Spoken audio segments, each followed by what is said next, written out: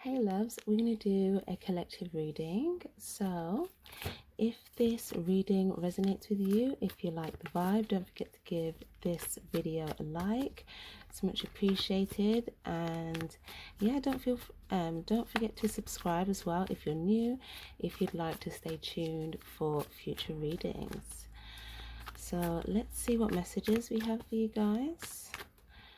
Divine angels, spirit guides, what messages do we have, please, for the collective? Messages, please, for the collective. I'm going to start off with some oracle cards, and then we'll go in with some tarot. Oh, okay. What else do we have here, please? Okay, that's interesting. These two cards often come out together quite a bit. Okay, we'll start with that. We've got break the chain, ancestral patterns, healing and rewriting the future. We've also got unbound, releasing soul patterns, contracts and past lives. And then we've also got fall into my arms in reverse, surrender, holding the opposites, extremes of life. So if you see here, and with this card, okay, there's a similar message here of needing to release or break free from something that's keeping you feeling bound here. It's almost like they could have something to do with some sort of pattern, or it could even be an ancestral thing. For some of you guys, it could have something to do with a past life. As well, we've got contracts, we've got rewriting the future. So I'm kind of getting a message here that there could be some sort of extreme situation that you may have felt like you know, has been happening here in your life, but it's kind of saying that there's a need to surrender, because there's something that could just be making you feel very bound or very like stuck, and it's going to be something completely different for each of you guys. But if it is like an ancestral thing, some of you guys, you might want to check out the Ancestor reading, because there might be a message there if that is resonating with you. The pick a card reading, you can check out the playlist, or you can just go on the page. It's not that far down. But yeah, if it's something to do, if it's something to do with ancestors, I feel like there could be a message that they're trying to get across. Can you see this veil here with empathetic starseed? Okay, absorbing what's not yours. So this could be something, they're trying to guide you through some sort of transformation here. And it could have something to do with, they may feel like it's something that they have passed down to you, and they don't want you to be bound by something. It's almost like they want you to transform so that you're not, absorbing what's not yours. It's almost like something could have been passed down, but it's like, you know, this is not yours. You can unbound yourself from this, so you can have this transformation. Oh, it just fell off, which is interesting. Look at that. Hold on. Where is it here? Yeah, transformation. And then this is like the snake, right? Which is all about transformation. It fell right on top of this card. That is so interesting. So it's like shedding old skin here, shedding like a layer. Okay, and look here, we've got this like Kundalini energy, this life force energy. So yeah, I feel like you're definitely going through a transformation, and this something that was extreme could actually be like a catalyst for some sort of transformation. And like I said, if it's something to do, for some of you guys, it's not just one thing that's making you feel bad. It's like could be 3 different things here. One of them could be like if it's not an ancestral thing, there could be an ancestor that's really trying to, like, you know, push you forward, but trying to get a message across here. But for some of you guys, it could be something that, you know, because if I do recall, you know, I don't recall. I was gonna go back to the ancestor reading, but I'm just gonna leave it for you guys. But yeah, it's almost like yeah, there's something that it's like if you release from something, you'll be able to go much higher than, you know, maybe than what they were able to go. But it's like they want you to be able to go to that higher height. But if there's something that has been like passed down, then it could be like, you know, this could be something that could, you know, you unbound yourself from this could, you know, really bring some sort of big transformation.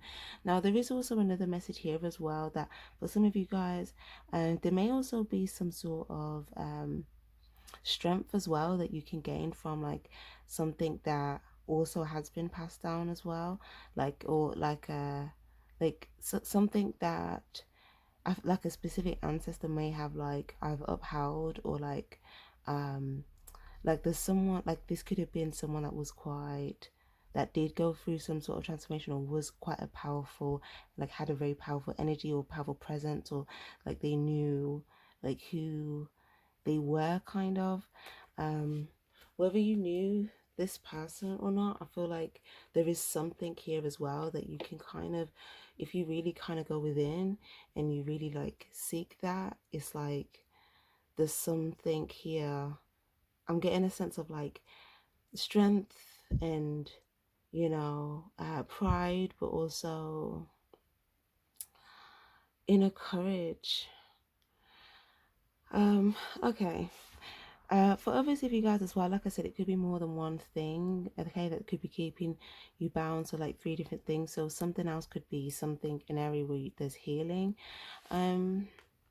needed here. Healing as well for some of you guys is like you could be feeling quite like you're absorbing a lot, if that makes sense. And it's kind of like you may need to do like an internal discerning of like, hey, what have I absorbed that doesn't belong to me? You know, like, is this really how I feel, or is this how like someone else feels? Is that my feelings? And if it's not, like, do I need to hold on to that, release that, you know? It could just be as simple as like being out in the world and like, you know, being around different people, or absorbing different people's, you know, feelings, thoughts, that type of thing, and just kind of yeah, just kind of almost having like a, like incorporating this cleanse process internally. So it could just be like a mental thought cleanse, of just mental and emotional cleanse of like, okay, these thoughts, because some of you guys, again, it could be something about 1, 2, 3, like there could be 3 main thoughts, but then for others of you guys, 4, 5, 6, 7, it's like there could be a few other ones that could kind of linger in, but it's like you try to not really bring those thoughts in, but it's like they could. But it's like a lot of these thoughts that are coming in, they're from the external, they're not your thoughts. And this could be something that you're picking up on, and this could be like it's like you, some, like it's discerning, some maybe, like, it's interesting, it's almost like you needing to discern what is beneficial for your transformation versus what's not yours, and then unbounding from what isn't yours, okay? Because some things could be quite extreme as well here with this extremes of life. So other things could be quite extreme, and other things could maybe feel more balanced here. So it's kind of like, hey, what's more on the extreme side, what's more on the balanced side, and kind of weighing that up here with these, like, this kind of looks like this scale, but it's like kind of weighing that up, and then, you know, what's not yours, what's making you feel bound, like you can't reach higher heights, you know, then you release that, okay? And then the other one, rewrite in the future. Okay. Rewriting the future. For some of you guys, I do feel like there is kind of a need. It's almost like you could be going. It's like you could be going within here to kind of see what it is that you need to release from, so that you can kind of have the future look different. So it's like rewriting the future, so like rewriting your story so that, you know, the same storybook doesn't play out again. It's like the ancestral pattern things. It's like rewriting the story, you know. So if there's been like a narrative that's like, you know, played out in some way, it's like you undergoing this transformation so that you can rewrite that. And then here we've got trust the timing, and this card came out for the oracle reading.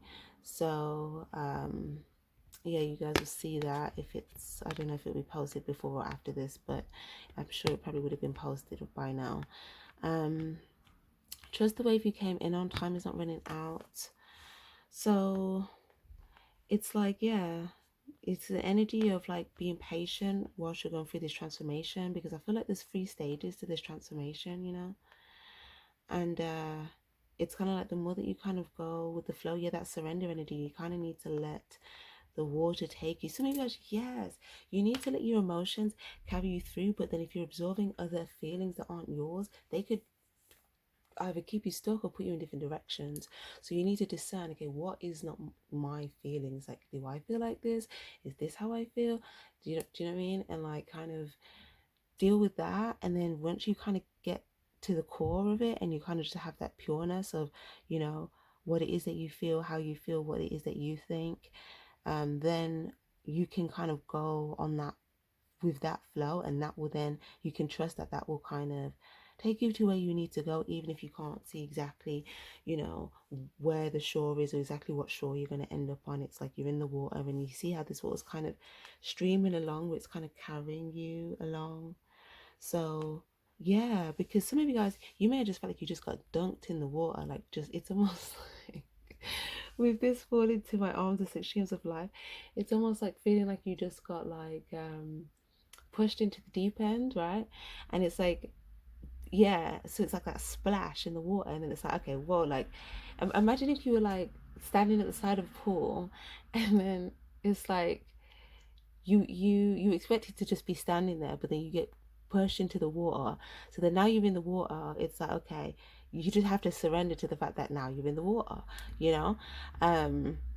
But it's almost like being in the water, there could be like, again, there's this current that's naturally going to take you where you need to go, but it's like it could be such a fall that you can't really get back out. You just need to go with the water, type of thing.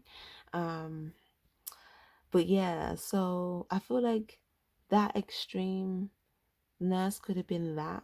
But then it's like, as you go to like, you know, through this flow and this transformation, you know, you may feel like there's a bit of an extreme transformation, but I feel like it's going to be a very powerful one. And I feel like for some of you guys, it's like going to position you on, you know, um like in the right position or in this throne here. But okay, let's go deeper. What do we have for empathetic starseed? Yeah, some of you guys as well. Like, you could have someone that's just like, what's the word? Uh, that's like trying to pull on your like energy here. But this could be someone that you break the chains. This is someone that, yeah, like you may be trying to break the chains from. This is someone on the outside here. 1, 2, 3, 4, 5. There could be a good 5 different people in this energy for some of you guys, or some of you guys 3 different people. Like, I feel like for some of you guys, there may be like 3 or 4 people that you're like, yeah, okay, we can like higher heights type of thing. And then there could be like some other people, and you're just maybe feeling like, okay, I like not absorbing their stuff, because they could be very like, it's like putting on your energy, but it's almost as if they could be you need to break the chains here, because this could affect your transformation process. Let's clarify this. What is this here? Page of Pentacles. Okay, Three of Pentacles. So Earth energy here. Capricorn, Taurus, Virgo energy. Oh.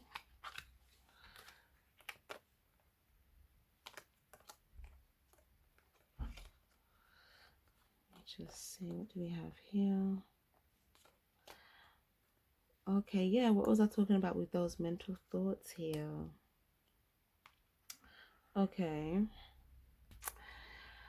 Yeah, for some of you guys, it looks like, I don't know, it just looks like someone that's up to like mischief, you know, mischievousness. But I feel like this is something that you already kind of know.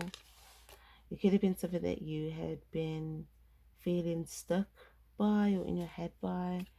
Yeah, you felt stuck, or this could have been some sort of trap. Maybe you feel like this was some sort of trap that someone, either this person's now caught up in a trap, or they caught you in some sort of trap before and had you in your head, even if it was just like a mental thing. But for some of you guys, it was like 1, 2.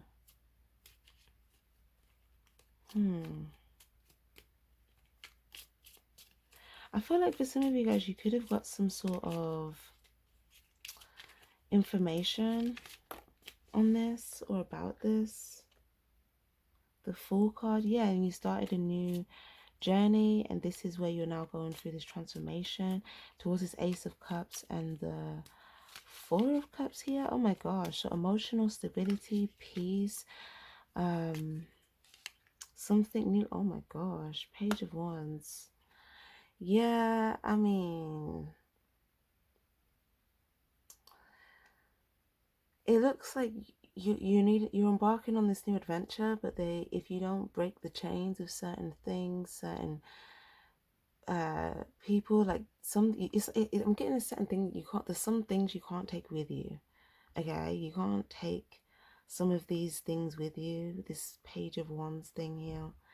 Okay, this is like, this almost looks like something, yeah, look, it's blocking the minute it's like blocking this transformation process and this new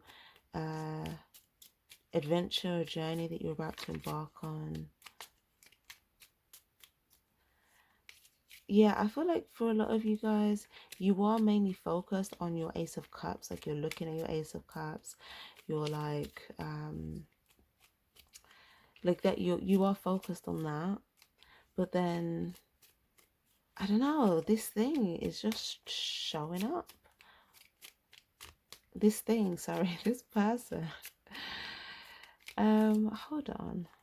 Some of you guys, you could also be, I don't know, it's like,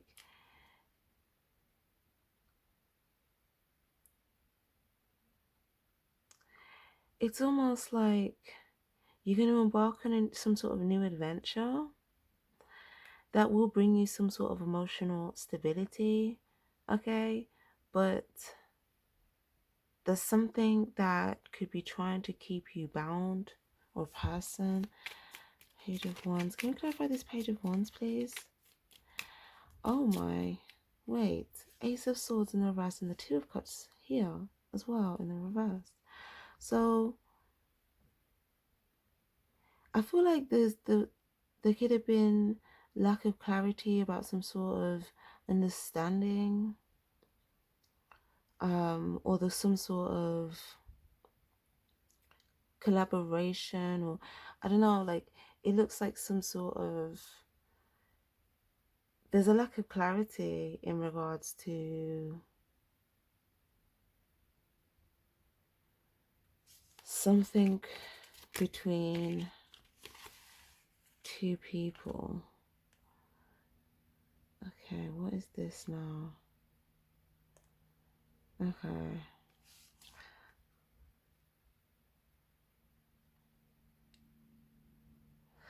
Okay, yeah, it's almost like this could have some sort of trap. There was a lack of clarity because of some sort of, due to a conversation. Or this could have just been not saying something, or not saying something that was honest. Or this could just be, let me get something else on that. Because someone here is pursuing, is like set some sort of trap.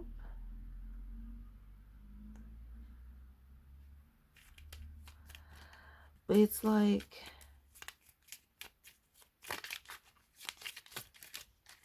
they're looking to see if someone has all of these, like, if someone's just having like stuff coming at them, like just harsh things, or like someone wants a lot of people to, someone wants someone to like get caught in some sort of trap and experience some sort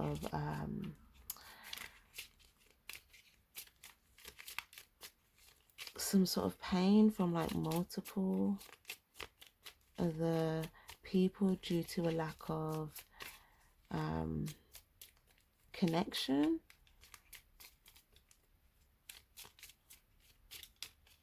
But there's a lack of clarity on this, or a lack of information. Yeah, King of Swords. The World in the reverse. So it looks like,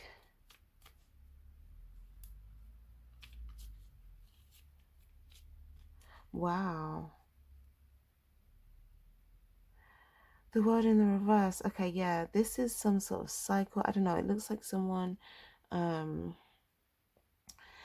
there's like someone has definitely orchestrated some sort of like trap here, but they're orchestrating something, and they're keeping an eye on someone else to make sure that they don't see that someone else is like in a trap, or is like going through some sort of like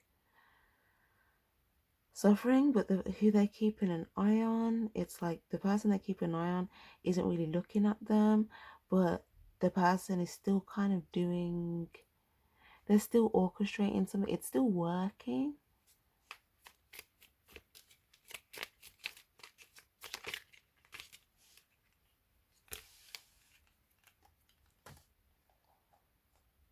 One, two, Eight of Pentacles. Okay, yes, again, cycle. Eight, yeah, as well here.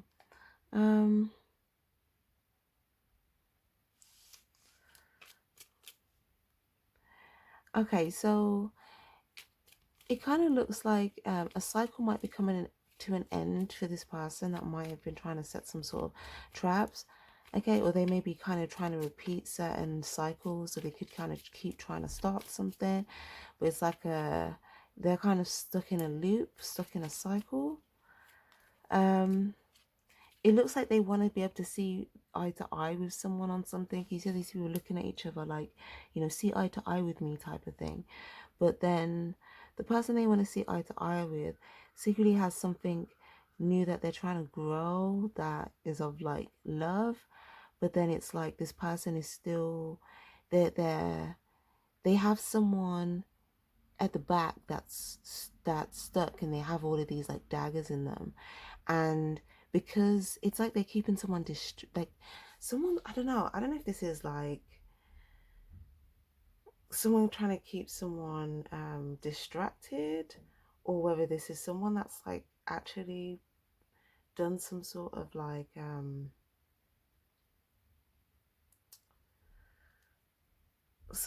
they've done some sort of like they've done some sort of job where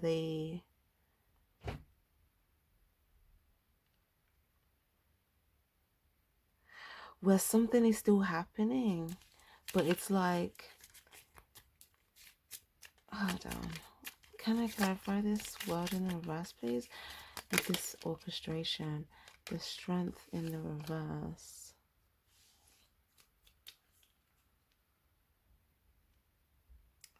Oh wow. Someone's gonna be feel sick when they find out something.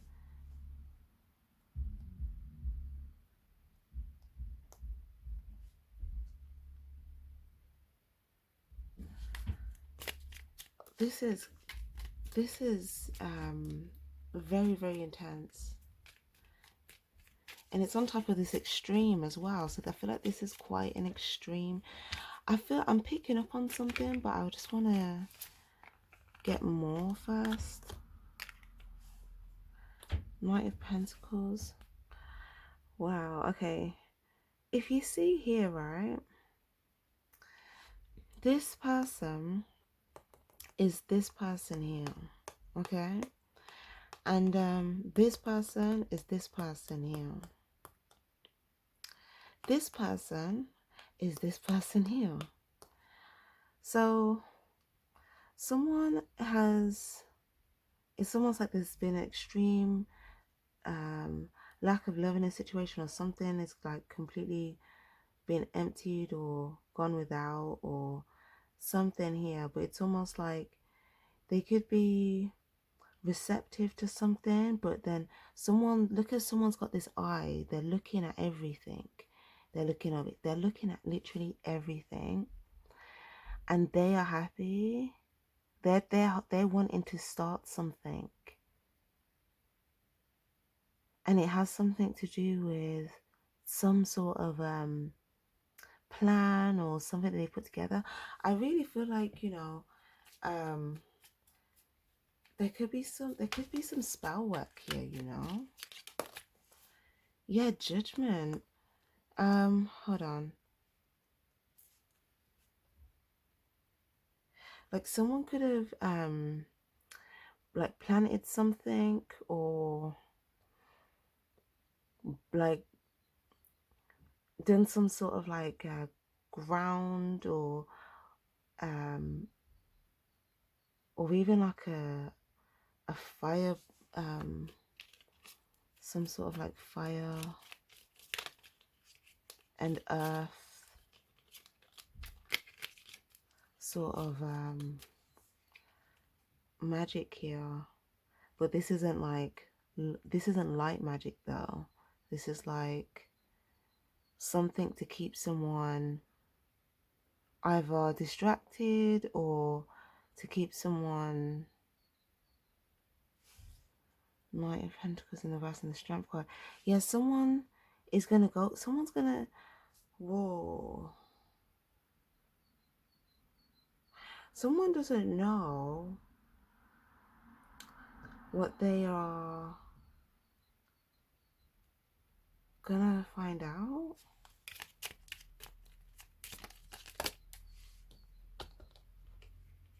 Oh my, hold on.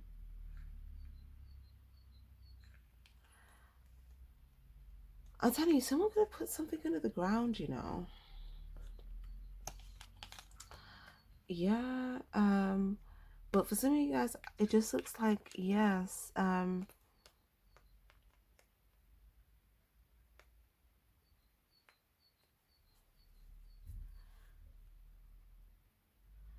there's definitely some sort of loop that's been going on. I feel like there's an ancestor that's seen this, and that's why at the beginning, like, there's some sort of message that was trying to come through.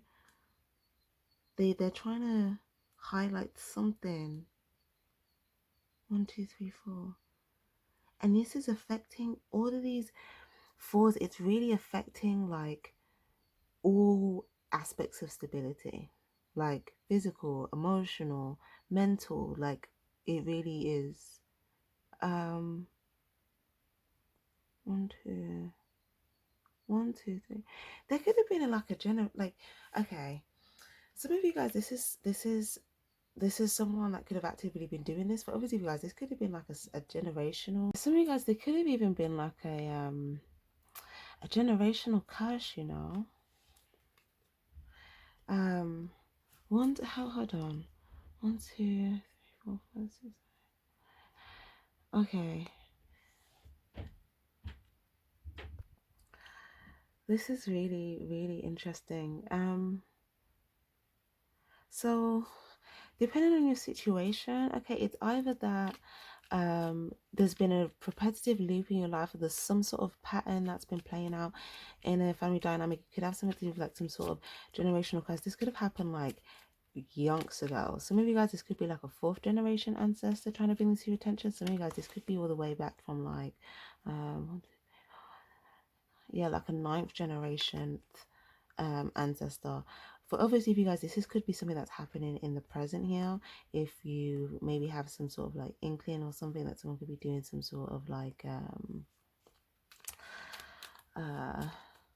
doing something here, it's almost like this could just be an ancestor again with a 4th generation or whatever. 1, 2, 3. Or some of you guys, it could just be someone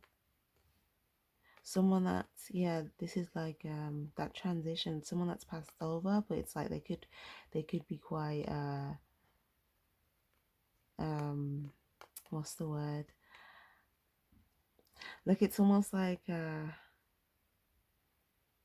on some sort of mission here for you, or they want to be able to do something here, but they need you to either see something or like give some sort of go ahead or make some sort of big judgment call. There's a big judgment call that you're being called to make, and it's something that's already kind of been in your mind-ish, but there is like a lack of information on this. This person, listen, whoa. Some of you guys, someone's laughing about this. They are hysterical when they cause like this hurt. They are hysterical. This is someone setting traps. They're like, it humors them. Okay. What else have we got? Okay, so there's something over here where someone right now could be like stuck in some sort of trap. Okay, and so it's almost like this person may have made it so that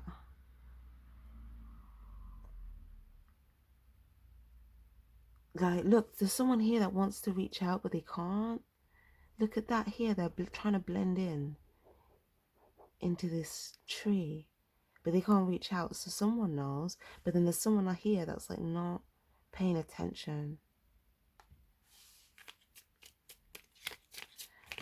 But it's like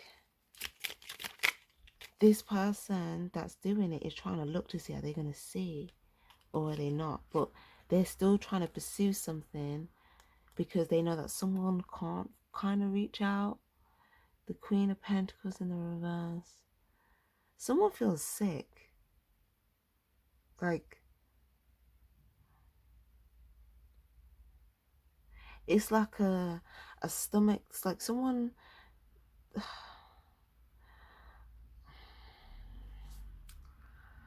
This, yeah, like, I don't know. Something made someone feel sick.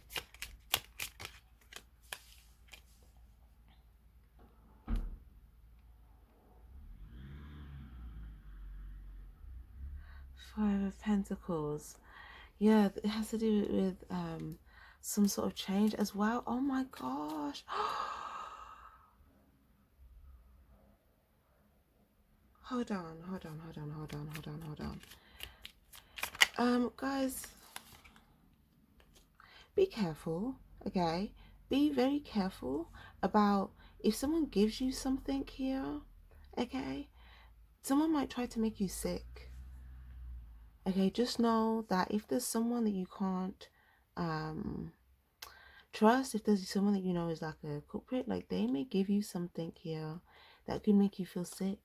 And if this is someone that wouldn't usually give you something, okay, or it's like it's already a bit sus. Like, why would you give me, like,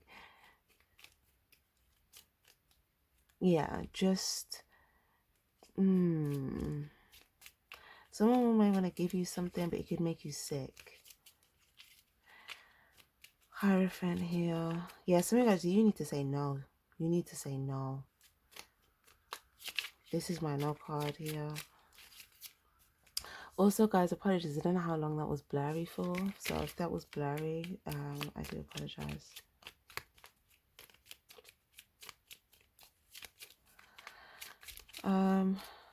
This may be another like part of the trap. Like this is another trap, but someone else is stuck in a trap and they're trying to do something else. Now that they see someone else is like stuck and kind of no one can kind of help them, and then someone's not paying attention, someone else can't reach them. Page of Cups.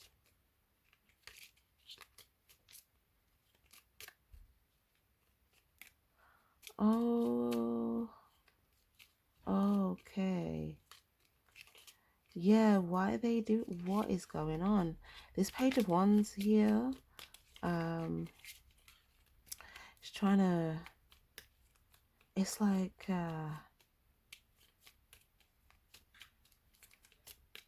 there's something that they're trying to pursue. But someone is very wary though. Someone is taking their cut back from this. They're like, they're trying to lean back as far away. There's someone here as well that they haven't said something. It's like they've seen something, but they haven't said anything. But it's like they see exactly what's going on. And there's someone else here that could be, you know, someone quite giving here as well. But someone is like taking their cut back here from the very start. 1, 2, 3, 4, 5, 6, 7, 8. Yeah. Oh my gosh. But if you were to look at it, you would not even think. Look at this. When you look at this, it just looks like someone that's just like way down with something. But look at all of that. Oh my gosh, energetic starseed, empath. That makes sense. Look at the energy around this person. They've got like this dark gray lingering smoke, sort of like vibration energy here. But it's kind of like you can pick this up in the vibration. If you're empath, you can feel like, because it's almost like this may be someone that kind of looks down a lot, but does it when they're strategically, almost to kind of, you know, make it seem like, oh, you know, I've just got all these like, you know, again, it's like that woe is me type of energy. But it's like someone here flew away because they were able to energetically pick up on this. They could feel this. Yeah, because both of these here with cups energy, they could feel this here. But it's coming up as if you were blocked emotionally, you wouldn't pick up on this. But then that's how it depends on what you're receptive to versus what you're not receptive to. But someone could be counting on someone being blocked emotionally so that they could give them something because they won't be able to pick up on their energy. Or like there's something lingering around this person. And I feel like the more it's lingering, the more weight they actually get put onto them. It's like a heavier load to carry, but they don't really mind. They just want to like, they want to pursue whatever they're pursuing. So I think it's just kind of saying, yeah, we've got these cards here with these 2 stars here in the reverse. Oh yes, step back. Queen of Cups in the reverse here as well. Oh, wow. What is happening?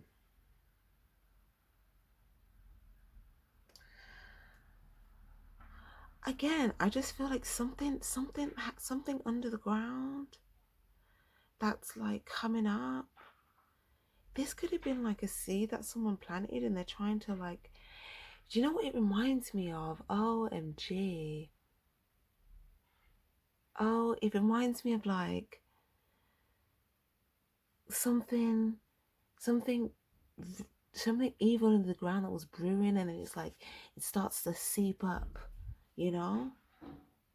But then it's like when you see it, it's like, whoa, you kind of get stepped back because it's transforming. It's like the more it transforms, it's trying to get stronger, but from like a place of like, yeah, there, oh my gosh, this is something. Look at this funnel that they have. It's like they're sucking the life force energy, they're sucking the love out of the situations all around them. Look how this is all drained. All of these cups are empty to the point where it's like nothing is there. And then even here it's like they're just sucking it all up. But this is actually what they're using to try and make them more like powerful or stronger. But it's not done in a divine way. This is something where like genuine stars have to fall for them to harness. They're trying to harness the energies of like genuine stars. It's like in all of those like movies where it's okay. I'm seeing Harry Potter, but then I was also seeing like Enchanted, um, kind of like where Voldemort, right, would need to kind of take. Also apologies about the background noise, guys. There's like construction and stuff going on, so hopefully it's not too much of a nuisance. But yeah, it's kind of like yeah, needing to kind of, in order for him to gain more strength, you know, um like Harry, let's say Harry being the star, you know, having that genuine like power, you know, he would have to lose, it's almost like would lose power by taking someone's actual light power, but it's coming up as someone that's like a in a star energy. So it's almost like, imagine the stars in the sky, like a star would have to die, you know, and for someone to take that type of power instead of, you know, shining bright themselves like a star. So it's kind of like that, like someone is, that's what someone's doing. um and they make very big bold moves as well, but it's in a sense where uh da, da, da, da, it's funny as well because I feel like whenever I talk about like this deep dark stuff, there's always like external like noise, almost as if like someone doesn't want the message clear. But hold on, 1 2 3 4, yeah, look, I don't know, this, I don't know, man.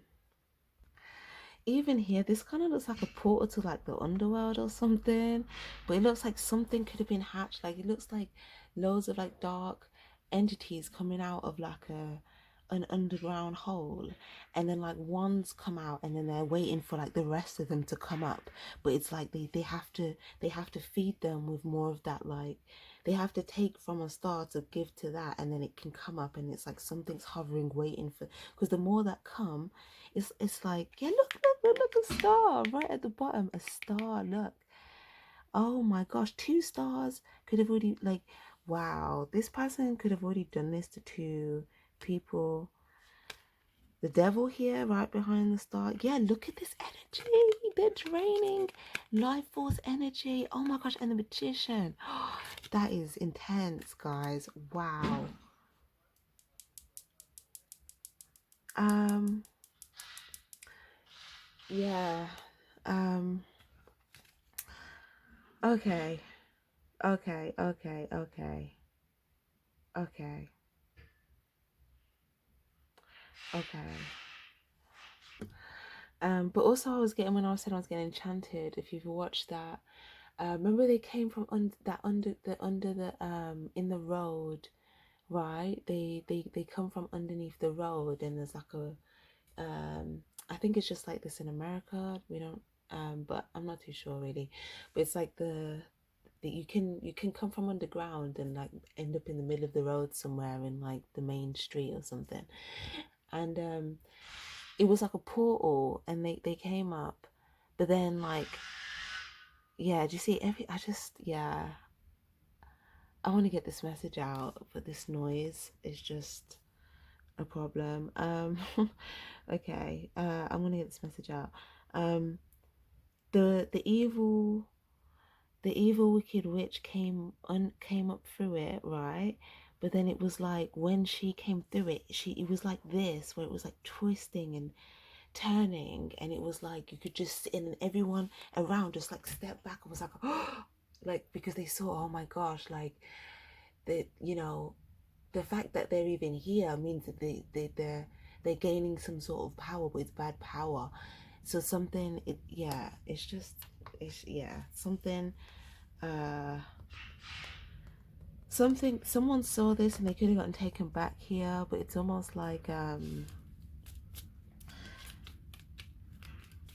someone may know that, like, okay, for this to have happened, like two stars or some stars must have, like, the life force energy or the love or something must have got drained out, because someone's now getting like stronger, but in a dark way. Oh my gosh, look, they're trying to gain more control. This person wants control. They want to rule.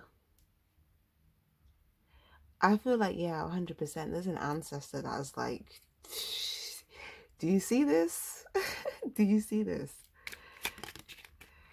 Yeah, look, I just shuffled that. The same card just flipped back out. Like, listen, you need to keep this here. Yeah, and even like I said, like with this snake, obviously the duality messages, obviously the positive, the light and the shadow, but there's definitely, there could be a snake, but also for some of you guys, you need to you can transform the situation with this energy by you having some sort of transformation. But it looks like something, yeah, Knight of Cups in reverse. Everything, all the love is being drained.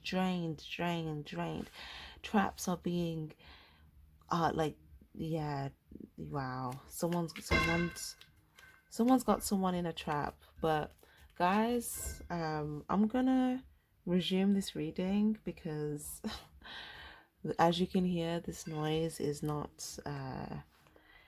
helping right now. So we're gonna resume this so we can make sure we can get this message out. So be back shortly.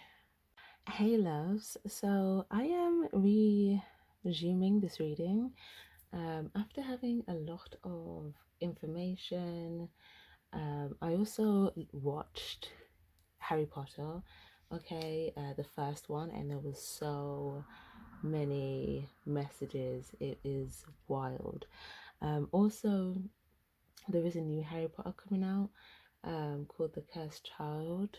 I don't think it's out yet, but a lot of these things I just don't feel are coincidences. But now I've made a lot of notes. So this could have also maybe been partly why I needed to resume the reading, so I could get this information and where relevant interject this, right?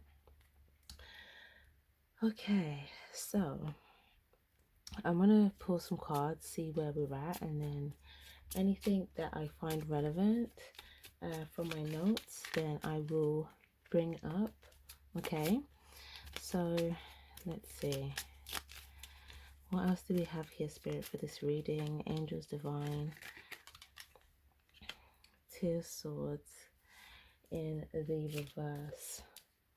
Okay, so they're bringing my attention to the gatekeepers. Okay, when I was watching the movie, I was getting the goblins as the gatekeeper energy, and very early on there was a breach, and oh my gosh, it just came back to me. Guys, in the movie, there was something that was being hidden as well. It was actually technically hidden under the ground. But anyways, I digress. I'm going to speak about the whole goblin gatekeeper thing. So there was a news article, and it, like, when I was watching it froze and I couldn't press play, and it was like, what is happening? But then I started reading the article that was on the screen in the movie, and I was like, oh, there's something here. So I'm going to read it to you guys. Okay, it says, believed to be the work of the dark witches or wizards unknown, goblins, while acknowledging the breach, insist nothing was taken. The vault in question had in fact been emptied the very same day, but we're not telling you what was in there. So keep your noses out of it if you know what's good for you, says the goblins. This is the gatekeeper energy. Now need to readdress, they now need to address their security system, the goblins. The security specialists are coming to the land for a better breed of security, to replace the useless existing one. They're going as far as examining Muggle security systems. Now, Muggles are known as like normal people, non-magical people, etc. So yeah, they're going as far as examining Muggle security systems. They need to get other security systems in place before another breach occurs. Wizards, witches all over the country are scratching their heads, wondering how safe their money is in the so-called safe wizard bank. So it was so funny as well, because when I was reading that bit when it says they're they're scratching their heads, I was actually scratching my head at the time as well, and it was just so crazy. But what I'm getting here is that something about like the security, how you're securing yourself, securing your stuff. Okay, this is where I feel like the ancestors were trying to bring attention to something that's going on due to a lack of security. Okay, now what's very funny is also as well that the goblins were known to be like mean but clever, and I kind of thought that was interesting, because if you ever like really sometimes see like security guards, and sometimes people feel like, oh, they're mean, but sometimes like people have certain ways, there's certain traits that benefit certain roles, if that makes sense. I'm not saying that they should be mean, but that just might be how someone else may perceive them to be, because they are being an efficient security guard, if that makes sense. But it might just be that they're just coming across more stern, or serious, but it's like they're very clever. So I feel like that type of energy in terms of like the gatekeeper, the security guards, is like whatever needs protecting. So they were basically gatekeeping the school. They were protecting all the the young witches and wizards that were there to learn light magic. So yeah, but then there was a breach, right? So yeah, so what else have we got? Also, what was very interesting at the very beginning, we were talking about transformation. Remember, we were talking about transformation. The oracle card is under here, and that was giving me, that Scorpio energy.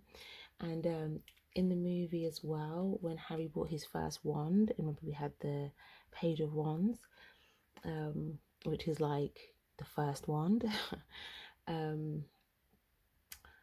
Yeah, he ended up having the Phoenix. I think he called it the Phoenix wand, or it had something to do with the Phoenix, which is, Phoenix rising, Scorpio energy. So I was like, okay, very, very, very interesting. But it was almost like he was trying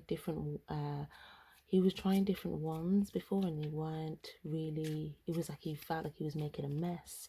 When he was trying to use it, it was like he was just, he didn't really know how to it wasn't sinking with him to a point where he felt like he was just making a mess of certain things. But then once he had the right wand, which was the transformation, that Phoenix energy, it resonated with him, and that's where he became powerful. So I feel like it's telling you guys that with this transformation, this is what's going to really align you into this like sense of, personal inner power and magic.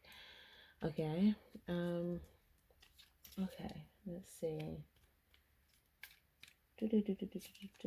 Oh, right.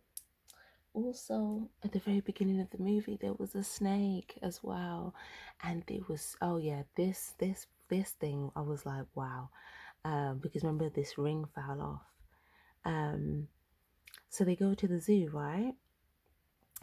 And by the way, if you haven't watched this, like I hope this isn't like spoilers for anyone, but if this isn't something you want to hear, then I would just suggest not resuming this reading and maybe watching the movie first and then coming back to it if you don't want like any spoilers, okay?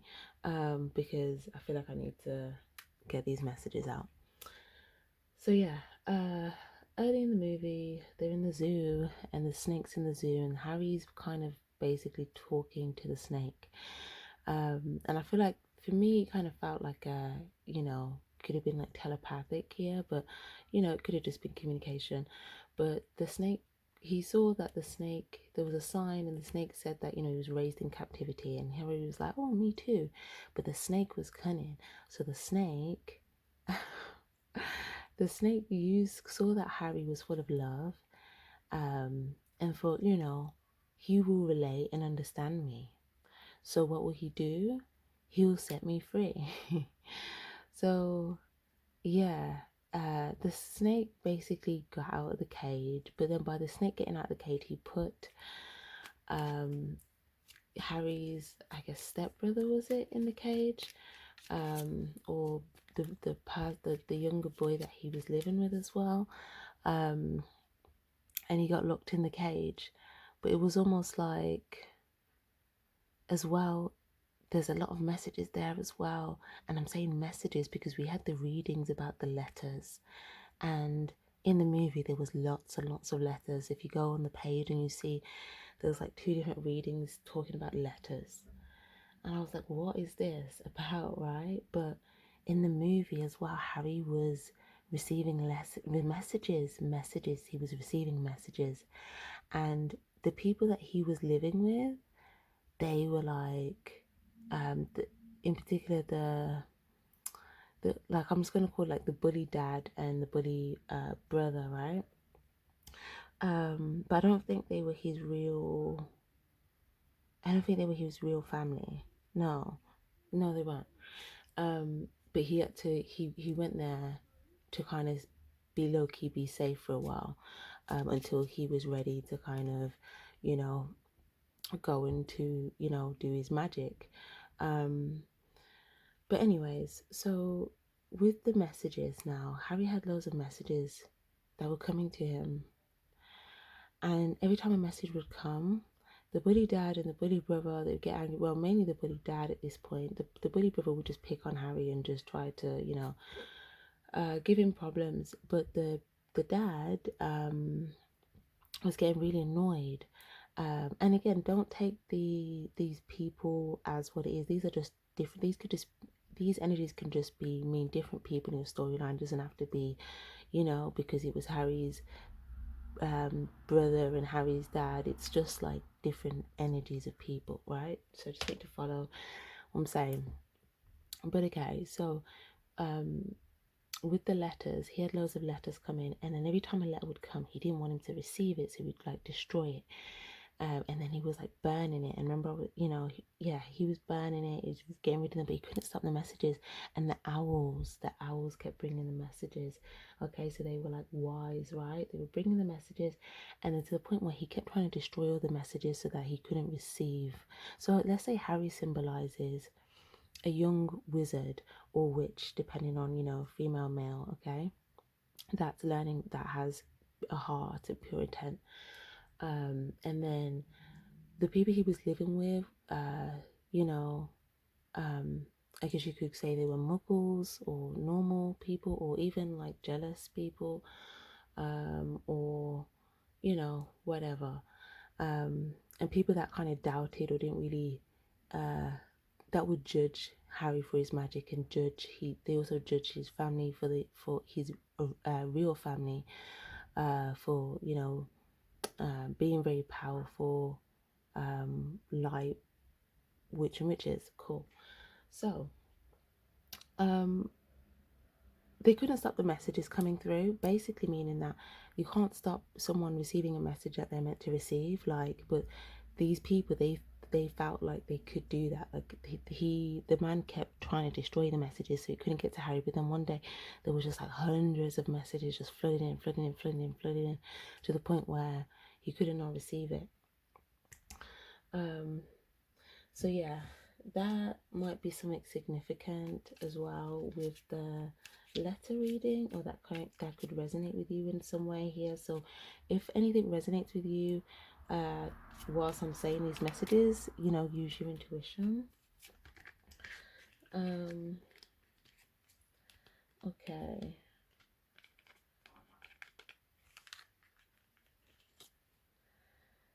Okay, so we've got the Devil card and the Knight of Swords in reverse. Yeah, look, messages stuck. Trying not to. Someone doesn't want the messages to come through. But I feel like this is an attempt for someone to keep someone stuck, or to, you know, take someone's power, or what's the word, sovereignty away, where it's like, you know, being free to be able to make conscious choices for yourself, you know. But this is like someone that could be trying to block some sort of clarity or some sort of messages here. Okay. What else have we got now?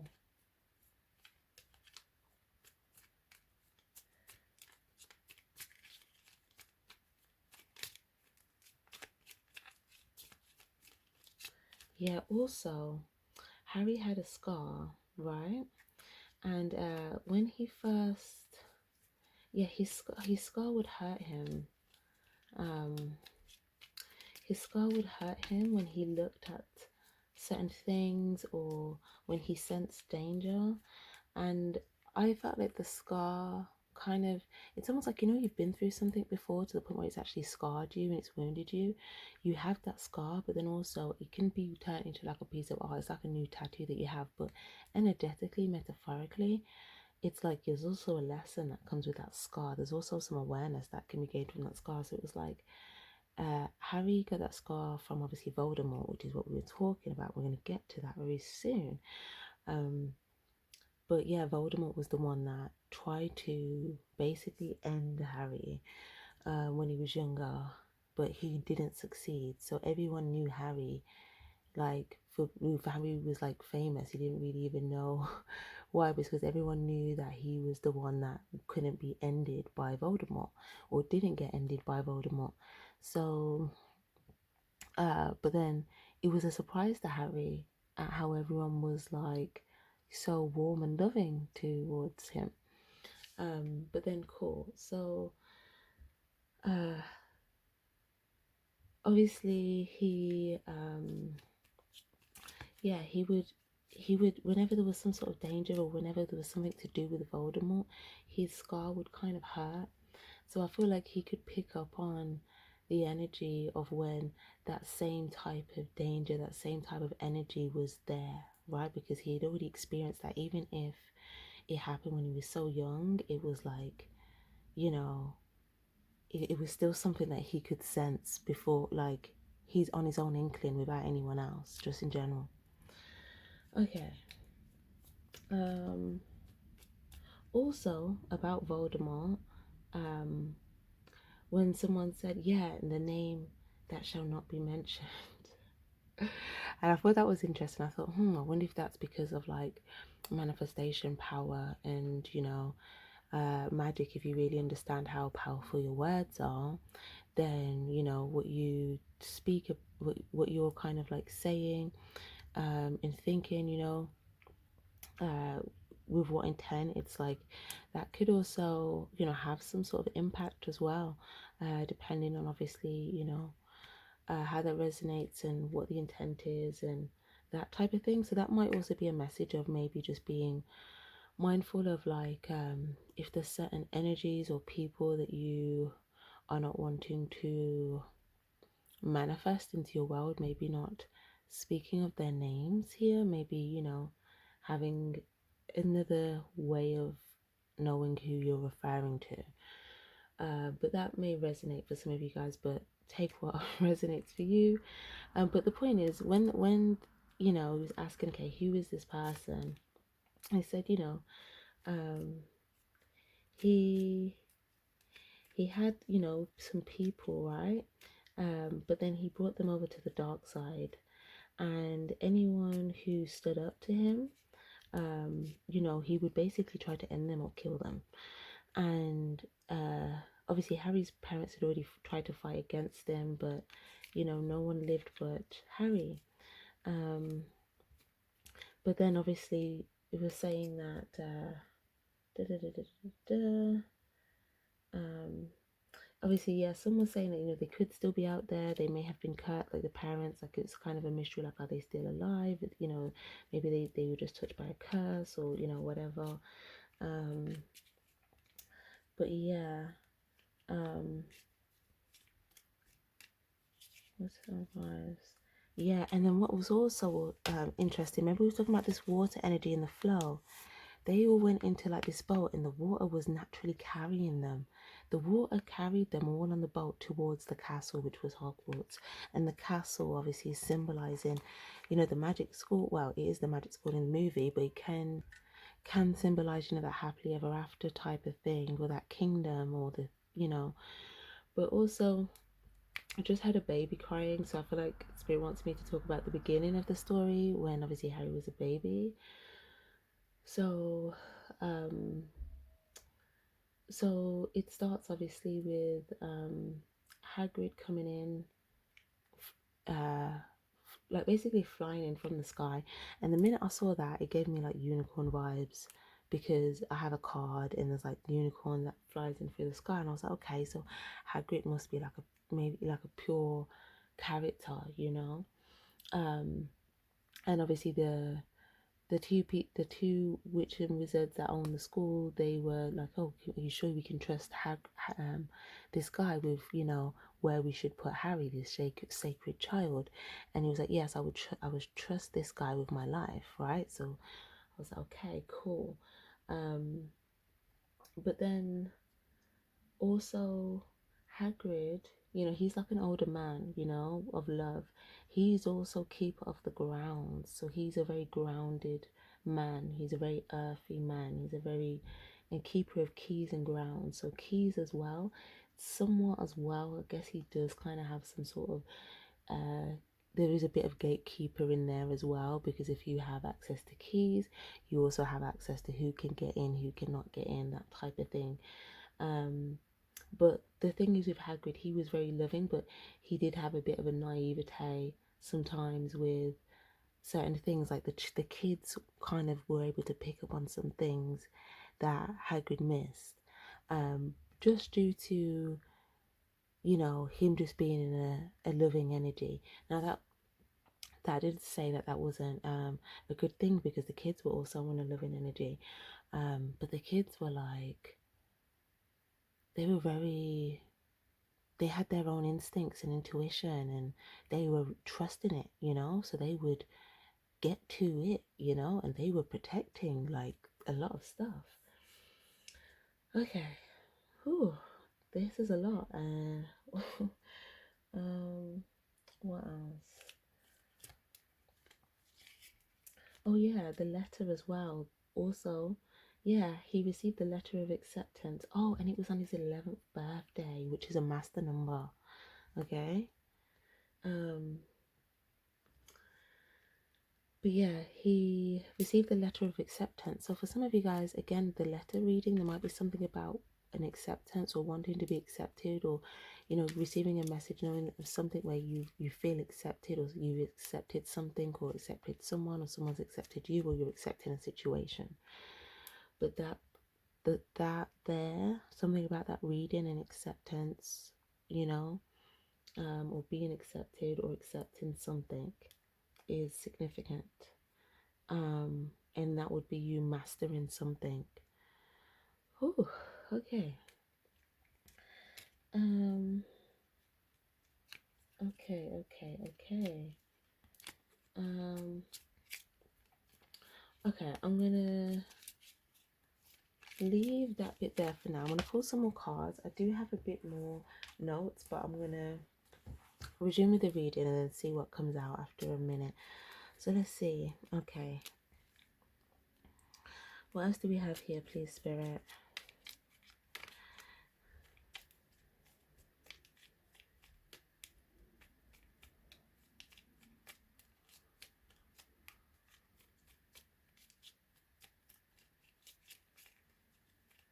Oh, yeah. How can I forget? Yeah, and the cards fell right on this side. Also in the movie, there was a mirror. There was a mirror and Harry was looking at the mirror, and guess who was on the other side of the mirror? His parents. Okay, so this is like that whole ancestor energy, or like passed over loved ones. Okay, so how crazy is that, right? Do you know how much synchronicity is to this reading? The way with that movie, I was just like gobsmacked. But yeah, so but yeah, and then when he looked in the mirror, he attained, oh my gosh, he attained the stone. This is crazy. Look, this is like the mirror. This is him looking at it. This is him getting the stone. And he was looking, he's like, how did I get it? By just looking at it. And then, yeah, there was Voldemort trying to get what Harry was trying to protect. Wow. This is the next part of my notes as well, funnily enough. Okay. And the thing is, at this point, Voldemort was very weak. He didn't have much power. He needed to. What Voldemort was hanging on to was the back of someone's head, meaning that he was in someone's mind. Does that make sense? So his only power was by putting himself in someone's head. So putting himself in someone's mind. Okay, and when Harry's power was naturally stronger than the person whose mind Voldemort had put himself in, or the person who Voldemort had put himself in. So when Harry basically defeated the man himself, Voldemort had like pretty much no power, or very little. But it was almost like he needs he needs to be able to like what's the word, derive that from like these are the people, otherwise he naturally just kind of fizzles out.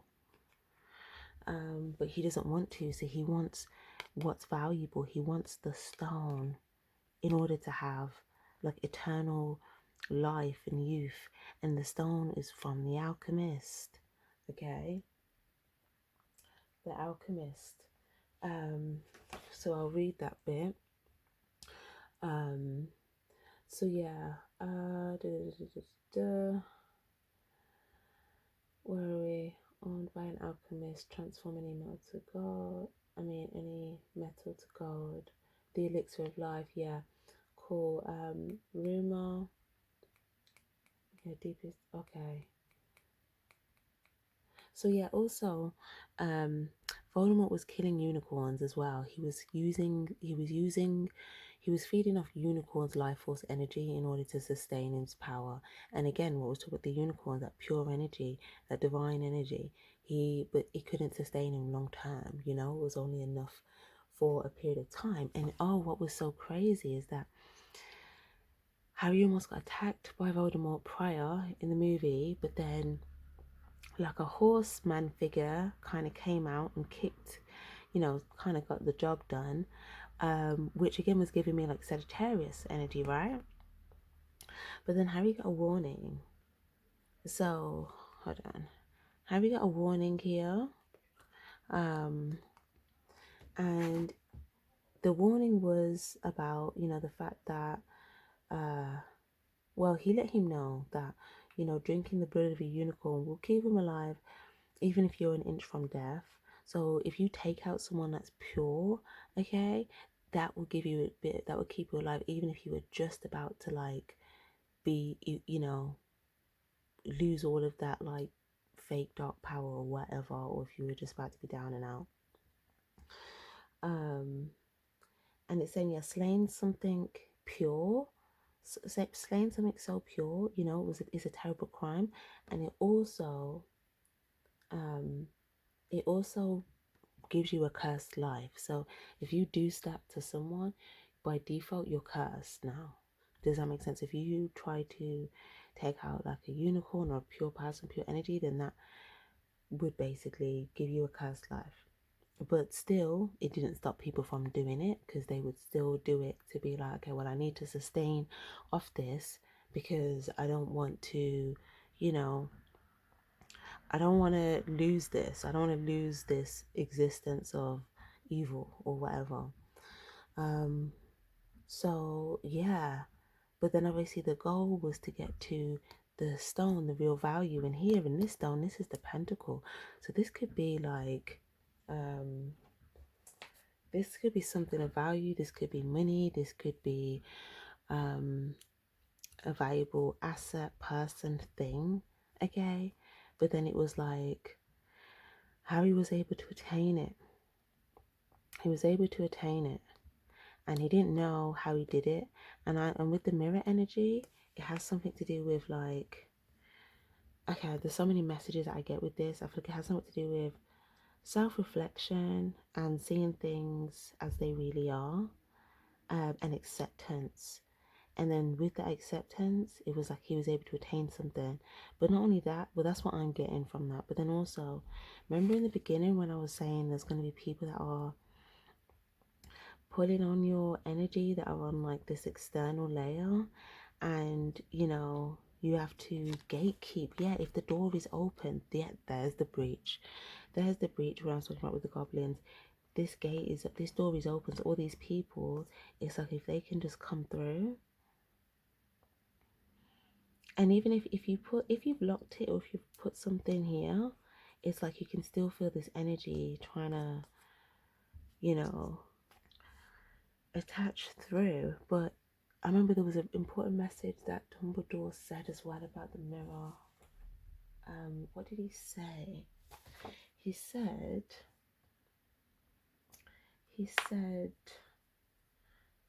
sorry, I know I wrote this down as well. Yeah, he said, it would highlight the deepest desires. He was saying, yeah, don't forget to live as well, because they were trying to figure out what do they see when they look in this mirror. And I feel like on the other side of the mirror, this could be like a temptation energy, because at the end, or maybe a better word actually, okay, before I say that, let me just explain where I'm coming from. So yeah, when Harry and his friend looked in the mirror, they saw two different things, you know. They both basically saw what they wanted. So it's like seeing what you want to see, but then one person thought, oh, they were seeing the future, but then one person thought they were seeing that, but then neither of them. Not, it wasn't that. It was, the message was, if you were able to, if you were content in who you are, and if you were able to accept who you are and what you are, or you know what things are, then you won't stay stuck here in this mirror, you know, because then if you do, then you kind of forget to live. So,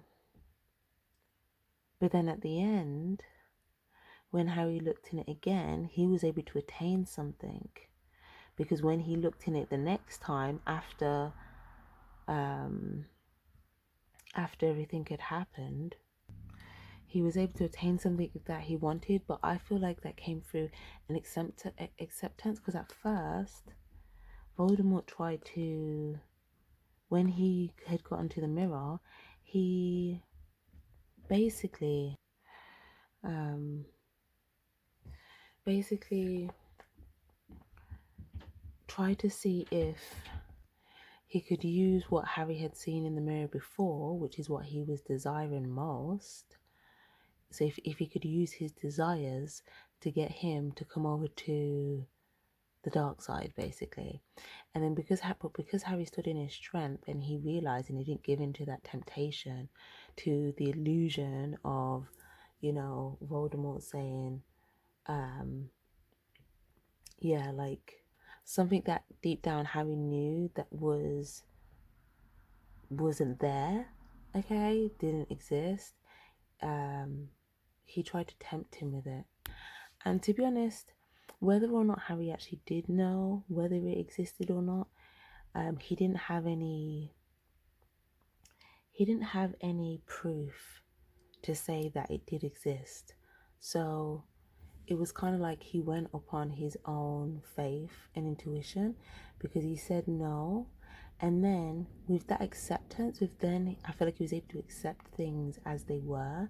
And by that acceptance, he then saw something else when he looked in it. Then he saw what he needed. He saw exactly what he needed. And then when he saw what he needed, he literally knew what to do. He knew exactly what to do, right? He had to be a little bit discreet, because Voldemort was very cunning. But then that was for like a very short moment, and then he attained what he needed to attain. So he didn't give in to, you know, the illusion that Voldemort was trying to make him fall into. Instead, once he accepted, he was able to then see things as they really were, which is what Dumbledore said, is when you can accept and when you're at peace, or when you're content, I'm paraphrasing his words, with who you are or what you are, or in this case with the situation, etc., then it's like you're able to see what you need to see, and then you're able to attain what you need to attain. It's very powerful. But then with that being said, on Voldemort's way out, he did, when he lost all that, like, well, most of his power, he just had, you know, the smallest bit left. Obviously, he had to kind of disperse, but he, you know, he knocked Harry down on the way out, but, you know, Harry recovered, and, you know, it was great. He got loads of points. He's got loads of points after that by his, you know, classmates and whatever, his school, you know, they were recognized and acknowledged by the community and the peers for the bravery and the hard work and all of that type of stuff. So yeah, guys, this is so deep.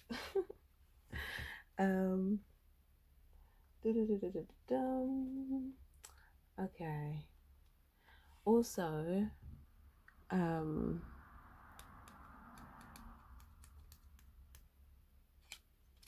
yeah, also, guys,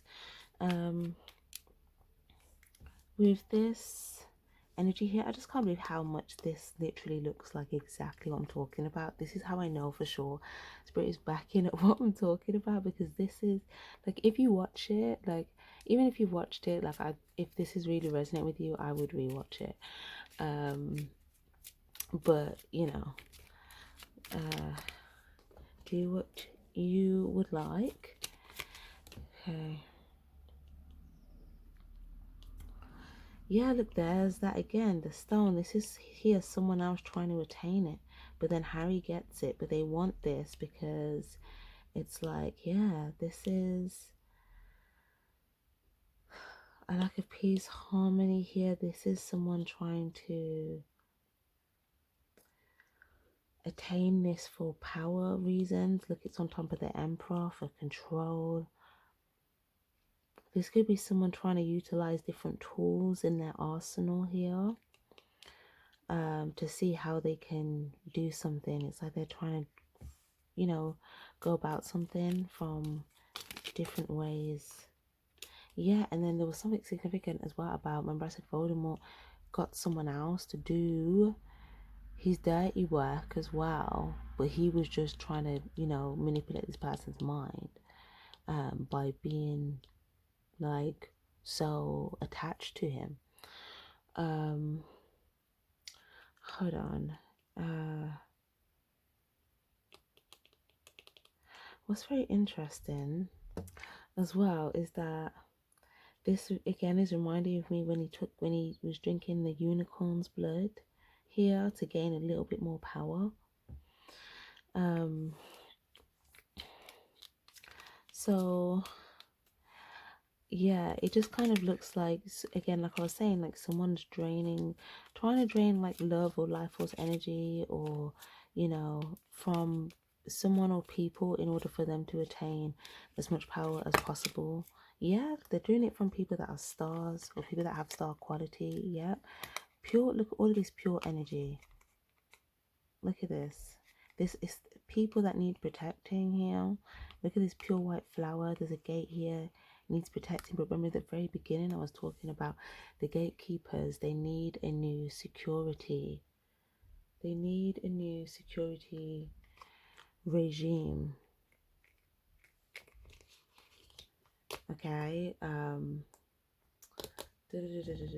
And if you resonate with being in an energy of like gatekeeper, because you have to gatekeep yourself, sometimes you have to gatekeep, you know, the things that you're part of, like all of that type of stuff.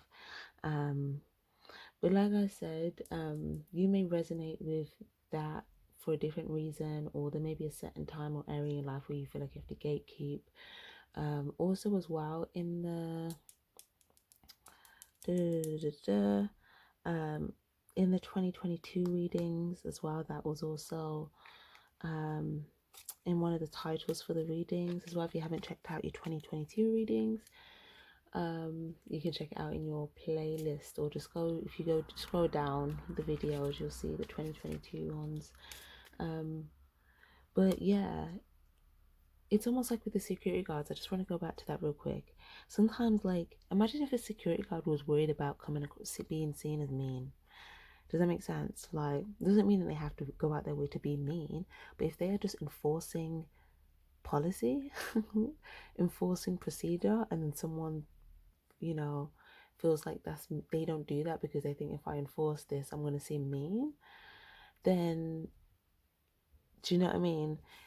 It wouldn't be effective. So sometimes certain people end up in certain roles, certain positions, you know, because it might just suit their like personality traits, or they may have certain things that can work for them in that aspect. If they're more like clear cut, you know, if they're more stern, if they're more straight to the point, you know. But yeah, because again, it's like if you don't have a same thing, like imagine being at the airport and someone's trying to get through airport security, but like they go through and it's just beeping, the detector is just beeping, beeping, beeping, and the airport security is worried about being seen as mean by not just letting them through. Imagine how much they could put everyone on that plane at risk. That person goes on the plane now, the whole plane can come down, everyone dies. You know, so the gatekeepers have a very, very, very important job. Very, very important job. But yeah, the goblins, they knew how important it was.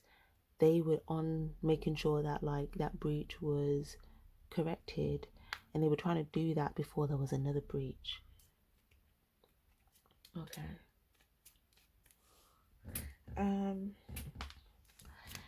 Anything else here, please, Spirit, in regards to this message, please? The Sun in the reverse. Yeah, they're trying to get to the vault. That's what it says. They were trying to figure out how safe is their money in the wizard's vault. Meaning, as well, like if you don't have security procedures in place, if you don't have the boundaries in place, then it also affects your money. Because it's like if there's a breach, then people can have access to this vault. And this vault, okay, how can I explain this? How you're attracting your abundance and keeping your abundance has a lot to do with your internal, what's going on in your internal, right? But as well, if it's a thing where you know, someone's able to have like access and there's no procedures coming through, then it's like, how safe is your money, right? Because the procedures are not in place to keep that protected also. Let's get something more on that, please. Something more on the vault. You could also talk about the nucleus as well, like who's around the nucleus. Yeah, look, nucleus, 2 circles. Look, oh my gosh, vault, vault, vault. Wow, guys, look. Just trying to move this down because I know the light just kind of messes with these cards a bit sometimes. But look at all of these vaults, vault coming out. I think Spirit's just giving me reassurance. Okay, wait, what do you want me to know, Spirit? Yeah, look. This is someone getting into the vault here. This is where they have all these things in the vault, and this is the vault being cleared out. Okay, someone wants to clear something out here.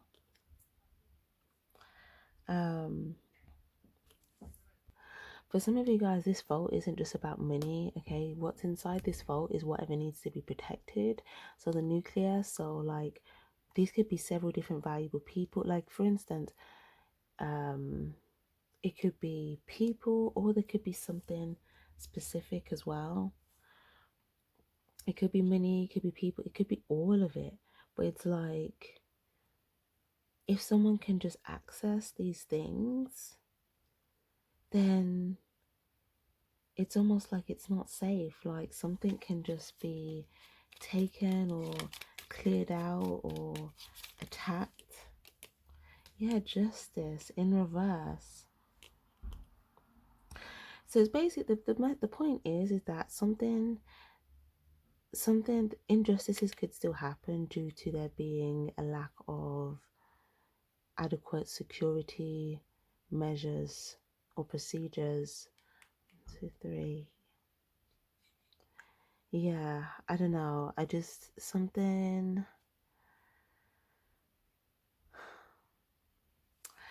It feels like I don't know. I'm just getting like some sort of warning here of like someone having like their instincts flaring, and then feeling like, okay, yeah, there's something coming, and pressing the reverse. If something's too open, yeah, again, this is like something being way too open. The angels could be trying to, you know, give messages here in regards to this. Someone here is at war with like the angels.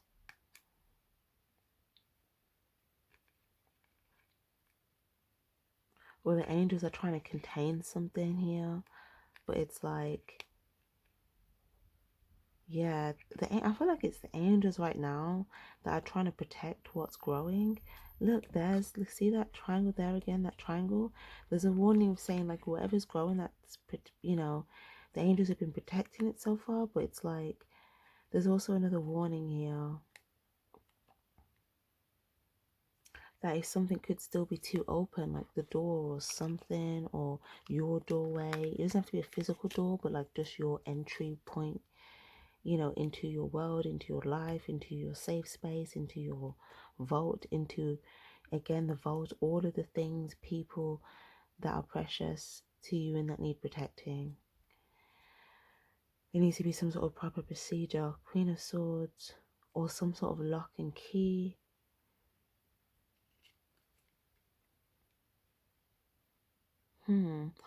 Oh yeah.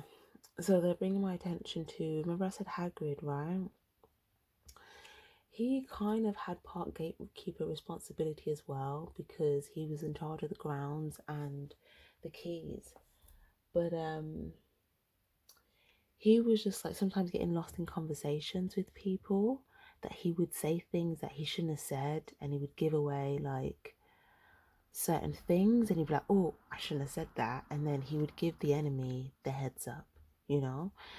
And obviously Hagrid had a lot of love, you know, he's an old wise man, but that was just his, everyone has like a blind spot, and that was his blind spot, And when the kids knew that Voldemort was trying to get in the safe, the kids were like noticing everything that was off. Their instincts were like, no, something's not right here, something's not right here. They would check it out, they would look for information, look for clues, and then they would get the answers.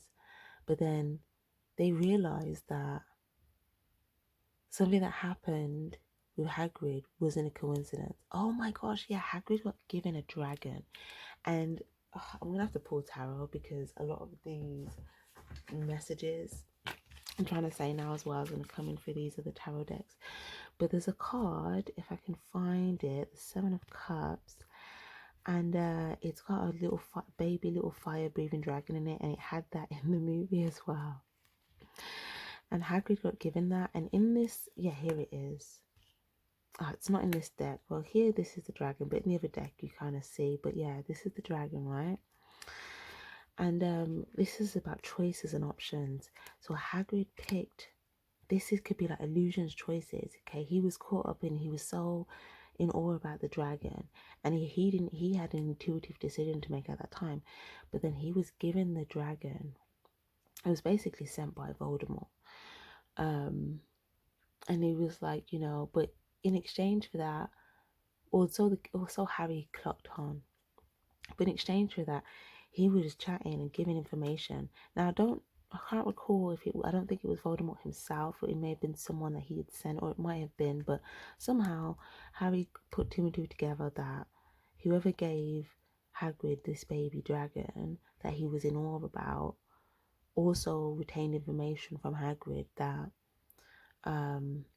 about how to kind of get closer to where this safe is, to where the thing is that needed to be protected with.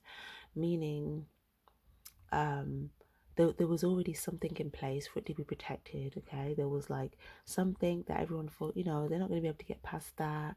It's well protected, that type of thing. Everyone was certain that it was going to be protected. They weren't going to get access to it. But then Harry knew, like, no, you may have given them some sort of insight in regards to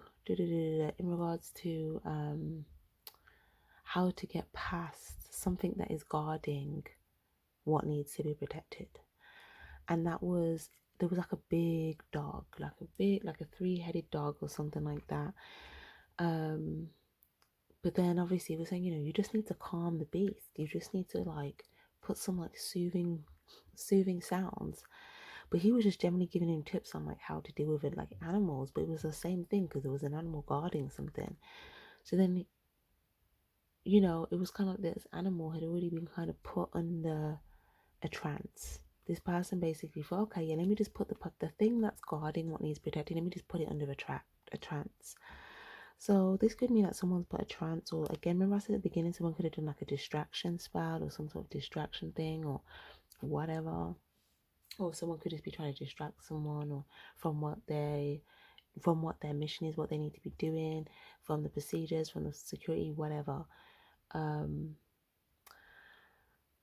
But it was like distracting, and oh my gosh, it was distracting a person that was meant to be someone that was very like scary, to the point where like you'd think, yeah, no one would get past this part. I feel like the dog represented someone that could have been loyal, but like, what's the word, could also show teeth and roar, and you don't want to mess with this person. But then Voldemort understood that all I have to do is put that person in a trance, or put that person to like sleep, and then I get past them, and then I get closer to where I need to go. Ooh, yeah. So yeah.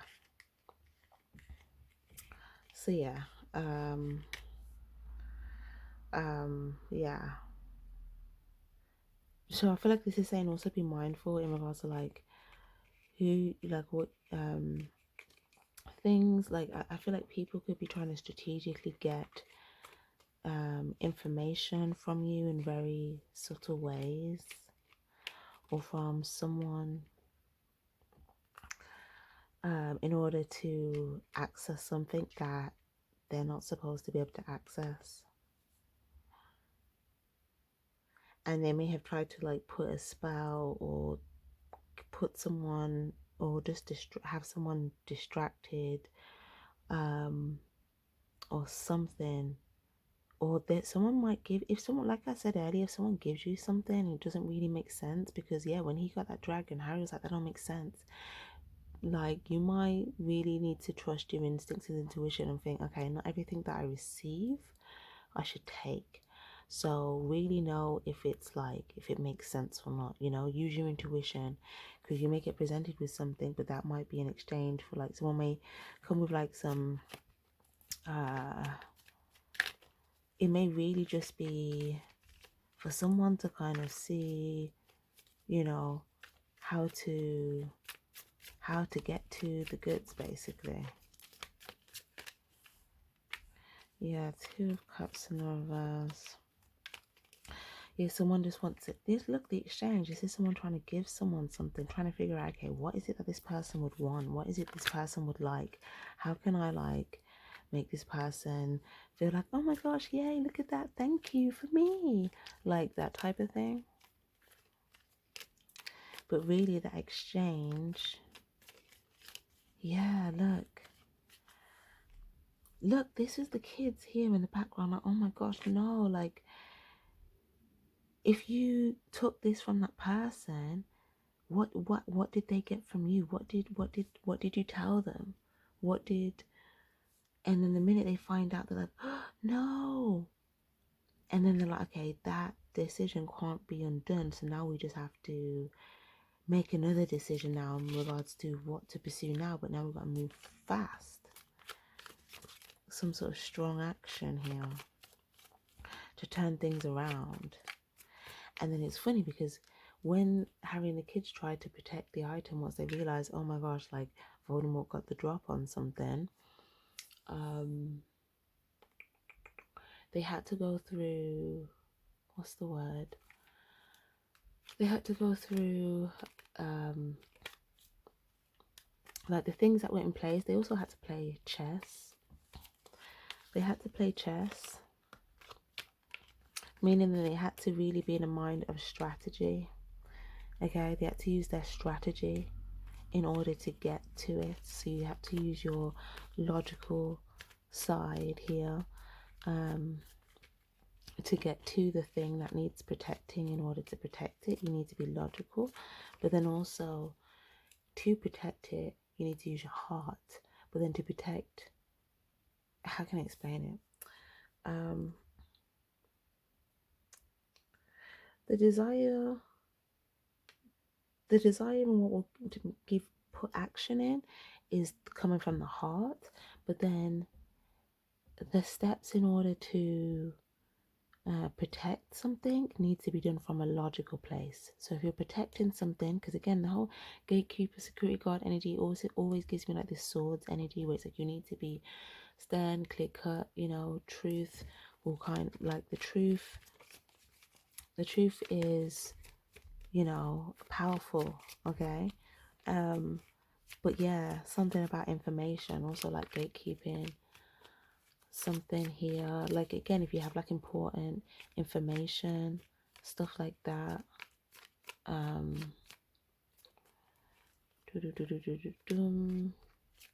Okay, yeah, if you have important information, like not exchanging certain things, where you know that someone might just try to give you something or do something just to receive that. Okay, so just be very, very mindful.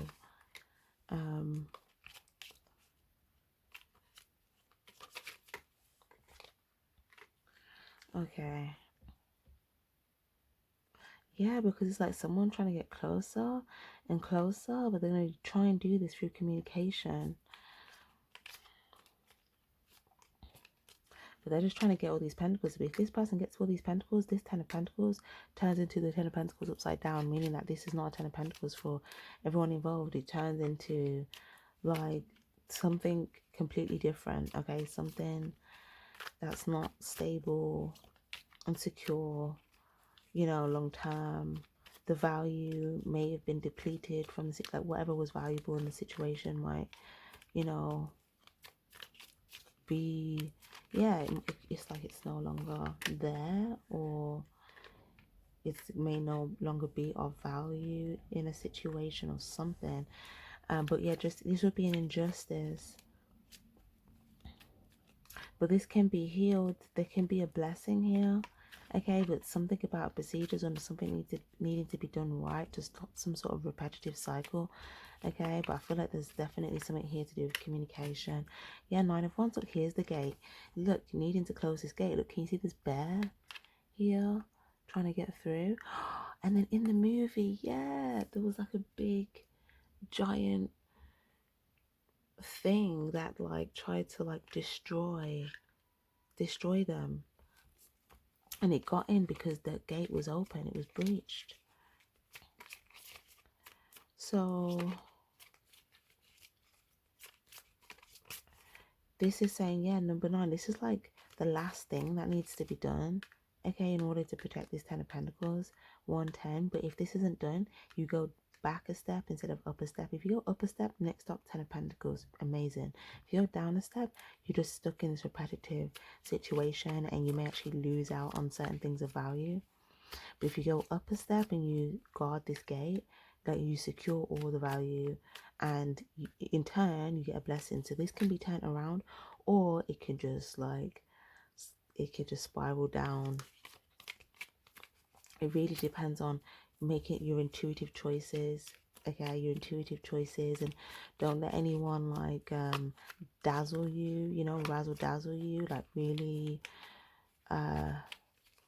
you know, try to be logical in regards to those people that you need to protect against, like protect those people that you need to protect from. You need to be logical with them. The people that you're protecting, you need to use your heart with. Does that make sense? So use your heart with those you're protecting, but then use your logic towards those that you need to protect against, or keep, or do keep out, or whatever. Yeah, see, 10 of Cups. And then look, there can be this 10 of Cups with the 6 of Pentacles. But it's like, yeah, like, it just depends what you give to. If you give to something that is kind of like a repetitive choice of some sort of empty, it may seem like a, it may seem like something that, I don't know, like something that could happen quite fast, that could come in fast, or something like that just has like, or someone that has like very in and out like energy type of thing.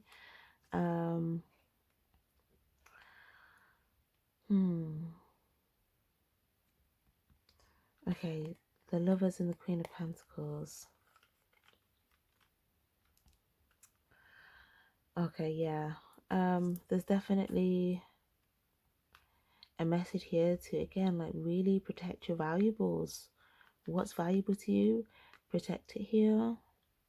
If anyone tries to come into the gate and they don't have, they're not supposed to be in the gate, then it's almost like as quick as they come, they need to go back out. Like, you know, this is the gate. And it's almost like you have to be able to see past the illusion. You have to be able to make the right choice when they come to the gate. You know, do they come in? Do they not come in? And even if they show up, it's like as fast as they show up is as fast as they can leave. Or, you know, it's kind of like that investing in something, because sometimes I feel like you may have been like investing like very small little bits into it, but it kept it coming back and forward. Even if you just invested small little bits, it keeps it coming back and forward, keeps it coming back and forward, and it keeps there's access. Whereas here, this is you attaining all of your pentacles, because you're still giving away bits of value. You may feel like, you know, I'm only giving a little bit, but what you're giving is still a value, and you may be giving it to something that might be, that would result in something being out not in your favor. So it's saying, you know, yeah, holding on to what's valuable for you here, and then watching things come together. But there's a strong message of needing to like trust the divine here, because it's like some sort of gate will open up. Yeah, Judgment card. Oh my gosh. The Death card, unfinished business. It's unfinished because there's still a big, powerful decision that's been yet to have been made. There's a big decision that needs to be made. And this decision can either take you, yes, 6, 7 here, 8, 9, 10. You see how all these numbers look 6, 7, 8, 9, 10. It can either take you up steps or backward steps. But the backward steps, it's not just backward steps, it's quite a substantial loss. Or it could be losing something very big that you were hoping to attain and just not being able to attain it. Or it could be something that, you know, is building for the long term and it won't be for the long term. Something like that. But with this judgment call here, again, I feel like, yeah, it's saying, you know, the children in the movie, they were making big, powerful judgment calls. Like they were making, you know, big boy, big girl decisions. And yeah, they were powerful. And because they made them type of powerful choices and they used their intuition, like whatever was unfinished, they got it finished.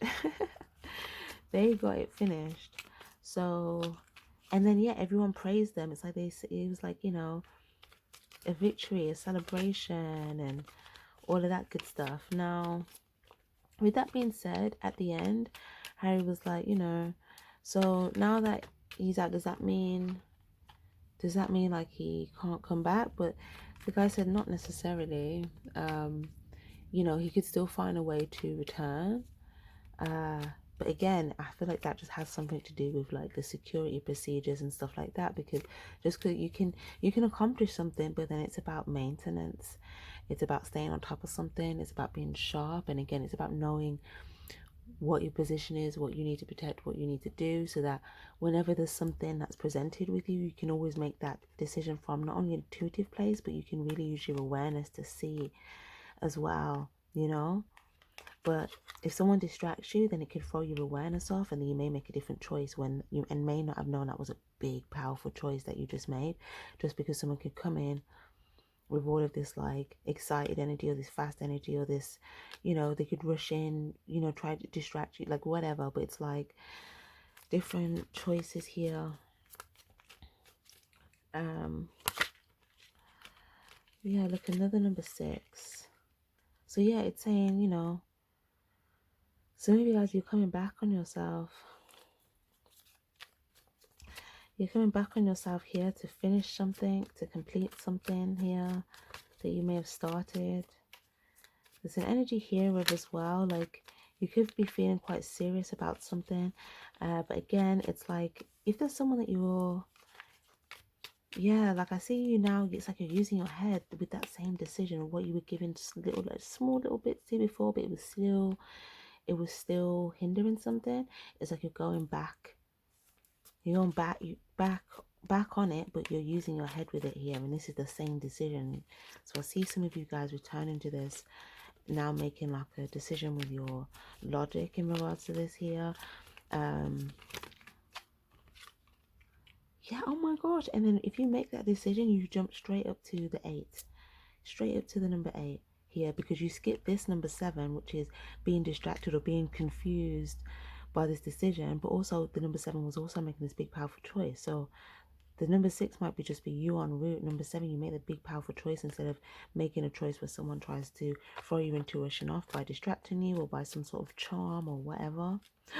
Yes, because Harry was flying on the broomstick, and then there was someone, the same person at the end. Yes, that was with Voldemort. That Voldemort was using to attain, you know, the power, that the person, that Voldemort, if you can see Voldemort if you want as like a dark energy, or you could see it as a person. But if you want to see it as a dark energy, then the people that Voldemort was attaching itself to could be like people that are like allowing themselves to be like attached by like dark energies and entities and stuff like that. Or you know, if Voldemort for you resonates as a person, like take how it resonates. But yeah, anyways, what was I saying? So yeah, the number 8 now. Remember I was saying before this number 8, the repetitive cycle, some communication. Now this is like, after making this big decision, you know, this is now working on something, putting the work in. Putting the work in here. And now with the 2 8s, this is now going from like a repetitive cycle to accumulating abundance. Wow, okay.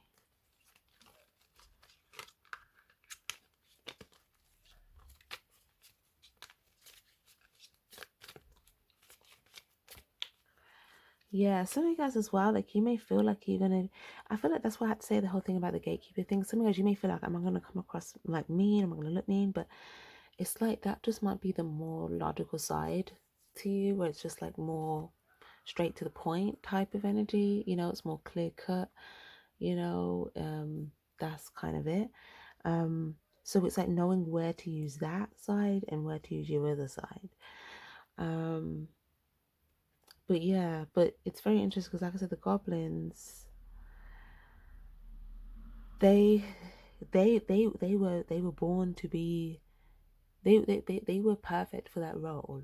So no one is like, it was fun, like it just was what it was. There was just acceptance of it is what it is. That's their role, that's what they're doing, they're keeping everything safe and protected, like, you know.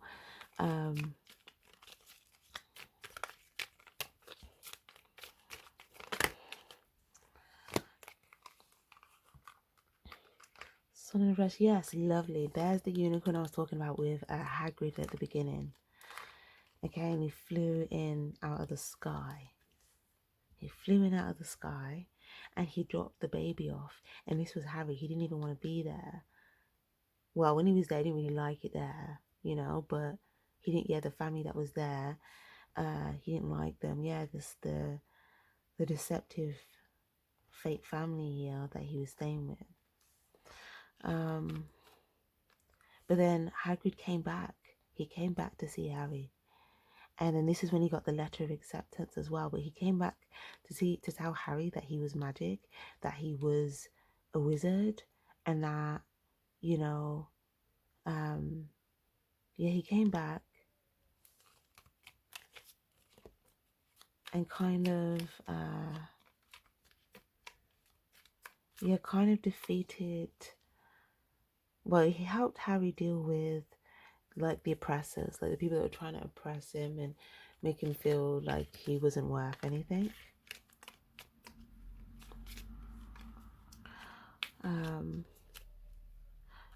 Yeah, but this was just through the love that he had.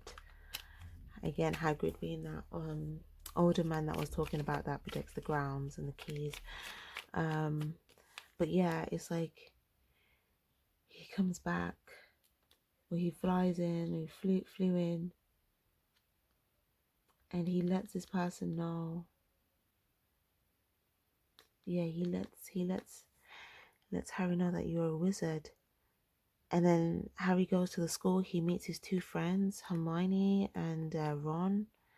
And like, this is like the dynamic, like, they're like, yeah, they all have like, yeah, there's this love, the dynamic three here.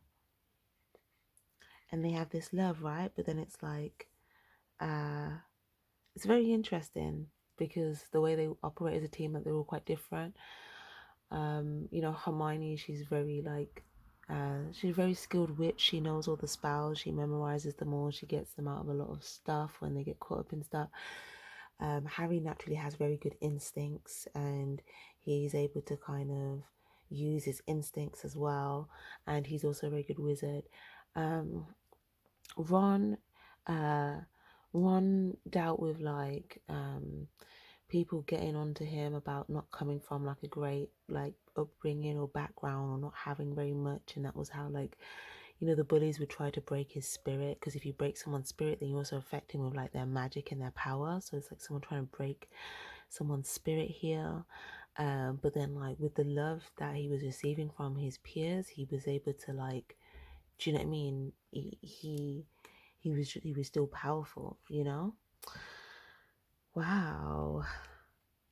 Yeah, this is beautiful. I just love this. Honestly, I just love this.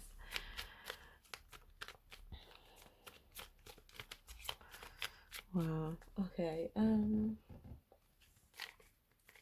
it's funny because, yeah, when Hagrid comes in at the beginning, he brings a baby, obviously, which is Harry.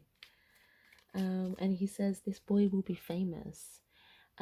He's safe here? He's safer here until he's ready. So whilst he's safer in a certain place, in a certain location, until he's ready to, like, basically be known for being the great wizard. So there's a safe space for him. Yeah. Although it may have felt like for a while, yeah, he was around people where there wasn't even really that much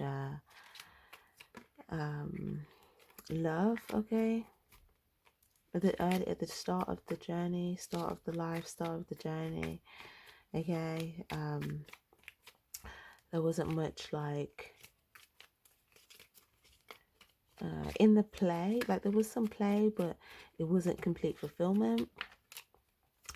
But it was still somewhere that he could just kind of be in the meantime, which was, I guess, safer from all of maybe the external stuff. Yeah. Until he grew up to be able to protect himself, until he was able to protect himself from the external stuff with his magic and stuff. Okay. But like I said, yeah, there was messages trying to come through. And then eventually he got the message.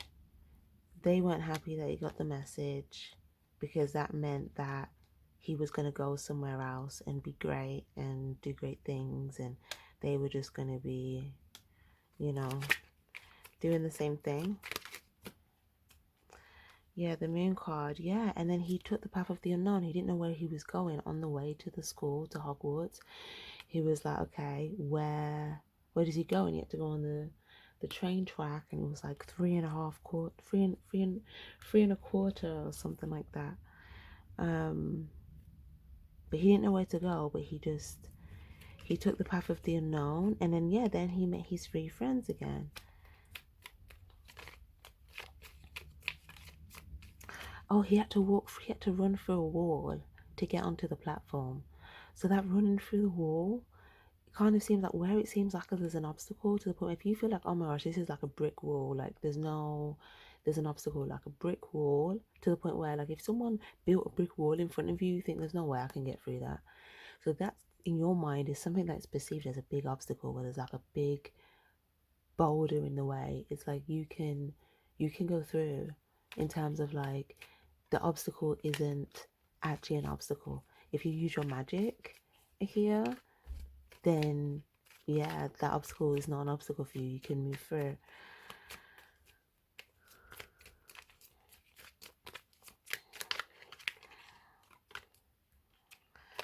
Okay.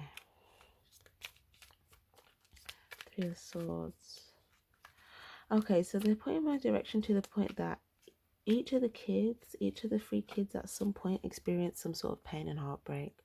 So Harry, Ron, and Hermione, they all experience some sort of pain or hurt in the movie for different reasons. Ron obviously was kind of like the bullying and stuff. Hermione, she, she was put down as well for kind of maybe being seen as someone that was like a know-it-all, although she was just doing it from a place of, like, love. And then Harry was obviously to do with the pain of his parents, and the fact that he had to deal with, like, Voldemort. But they all persevered nonetheless. Yeah, none of them, they were in moments where they felt like, oh my gosh, they could have been stuck, but then they all came through for each other. Yeah, or they were able to move forward through the path of unknown. But there was some sort of teamwork, because when Ron was going through it, there was a bully at the beginning. Harry stuck up for Ron, when the bully tried to make Ron feel like, oh, you ain't got nothing, you're worthless, you don't come from anything, you don't have this. Basically tried to say, you know, oh, I've got money, you don't. That type of thing. Try to put him down. And try to say, Harry, you know, you're a powerful person. Come, you know, be with me. And Harry had Harry. When I saw that bit, I was like, Harry, my G, because I was like, yeah, morals, integrity, you know. Strength of character. He was like, I don't remember exactly what he said, but he just basically picked Ron over the superficial bully guy, you know, there in front of him, and just kind of just basically shown in a nutshell that what, you know, that wasn't worth the heart that Ron had, basically. Anyways, so Harry stuck up for him then, cool. And then what else happened? Um, yeah, Hermione got stuck. She was trapped by like some big creature from the breach that tried to attack her. Ron and Harry went to go and save her.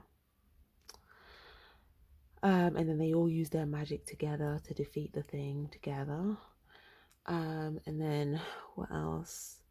Yeah, and then with Harry, at the end, Harry had to do something alone though. He had to walk a path alone. So they all three of them went somewhere, but the last bit he had to do alone by himself. He had to go and do it alone by himself. He had to go, and it was to do with Voldemort, and he had to do it by himself. And the other two, Ron did something that was very self-sacrificial, so that Harry could go on and complete the mission. But then Hermione was able to, like, you know, look after Ron, and they were all fine. But yeah, when did Harry? Yeah, and then obviously, then at the end, obviously, you know, Harry was a bit hurt, but then they were all there, and you know, the love and everything, and the cheers after it, you know, it just brought the victory, and it brought everything together. So they all came through for each other in different ways. So yeah, even when they did have a bit of a solo mission, it was like they would come through for each other in the end, you know, or they would have an inkling or some sort of instinct, and they would take action. Look, the wand, yeah, the magic wand. Yeah, man. So using those instincts, and again, there's something about the Pisces reading where it says instincts that keeps coming to mind now. Yeah, but anyways, you might want to, if you haven't watched that, you might want to check out that reading. What else have we got? So there's a big judgment call that you can make, okay, and it's going to involve you using your magic here, and this is going to allow you to go in a completely new different direction. But some of you guys, you could be undecided on this, you could feel a bit shaky on this decision, but I feel like if you make this decision, like, things will start moving fast, and you're gonna have to move fast with it, you know. That uncertainty will kind of be over. Yeah, because it'll be a new cycle, like new cycle. Yeah, the past will be the past. The past will be the past. But again, there's something about needing to leave the emotional baggage of the past behind as well, so that you can fully embrace. You can't take the emotional baggage of it into the new cycle either. Like, so there's something about after, like, the nurturing back to health and the love. Like, okay, so they're bringing me again back to the end of it. So obviously Harry had been through what they'd been through. They'd all been through what they'd been through, right? Ron got knocked to the floor, so did Harry. Hermione was looking after them both.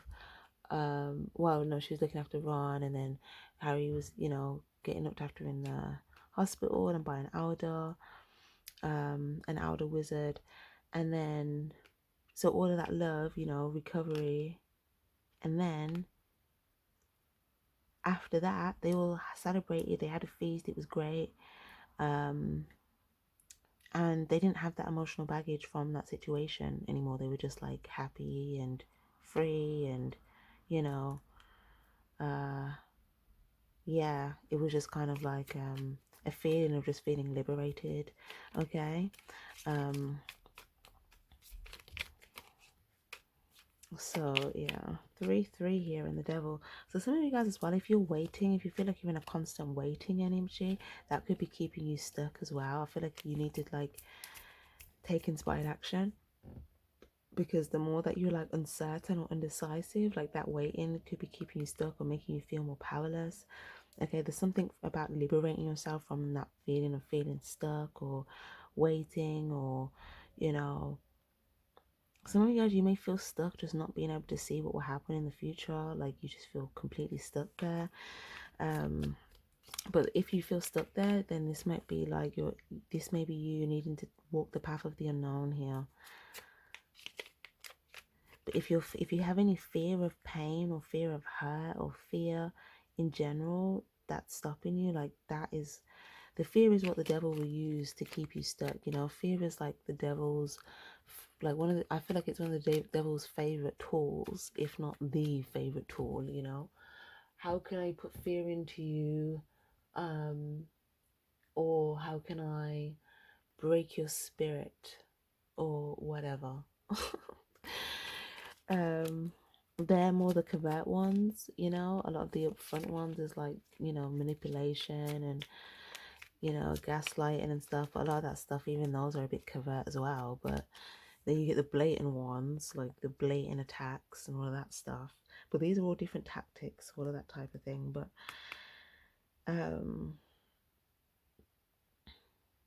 like for instance, if you're fearing worst case scenario, the worst case result, then that might actually keep you stuck here, feeling bound to this like devil energy.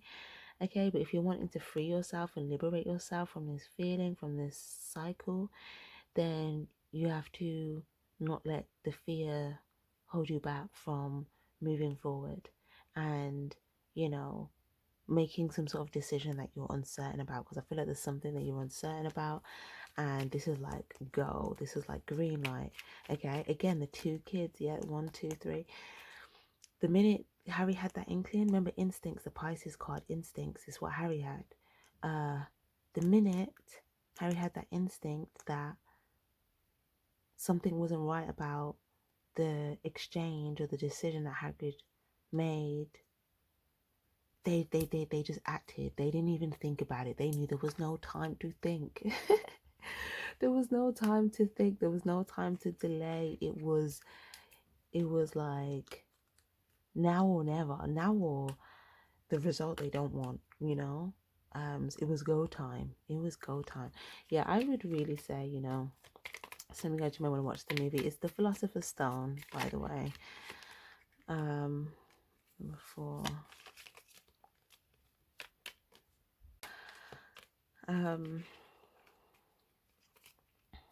Yeah, okay. Also for some of you guys as well, like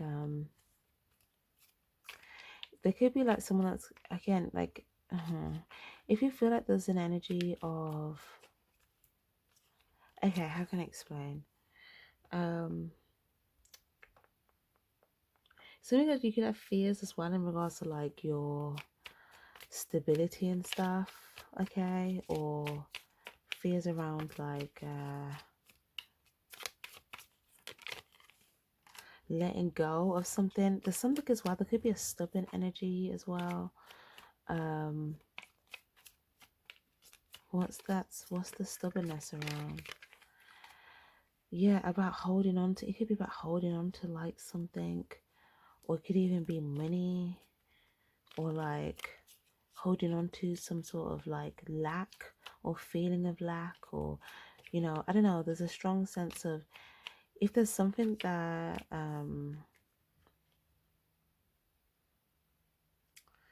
yeah, I don't know, there's some, it's a stubborn energy to do with feeling like this is just a lack, a change that I can't do anything about, or feeling like, you know, if I let go of something, you know, then my worst fear will happen, like something like that. But this could be creating a strong not budgingness, and it's very close to feeling stuck, but it's not quite there because you're technically not stuck. You can make a decision.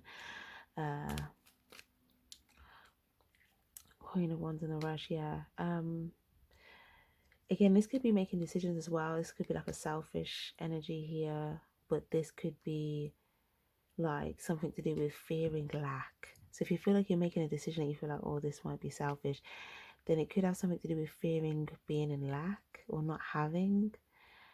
And that fear could also be keeping you holding on to something very, very tight, or fearing, you know, going in the path of the unknown, trusting your intuition. But it could also be, I don't know as well, like pursuing someone that's operating with this devil energy. Not even necessarily pursuing, more like pursuing yourself, but then with this, by holding on to this or this stubborn energy, it still kind of keeps you attached to this this devil energy, or this person in devil energy, or this person that's got this energy attached to them.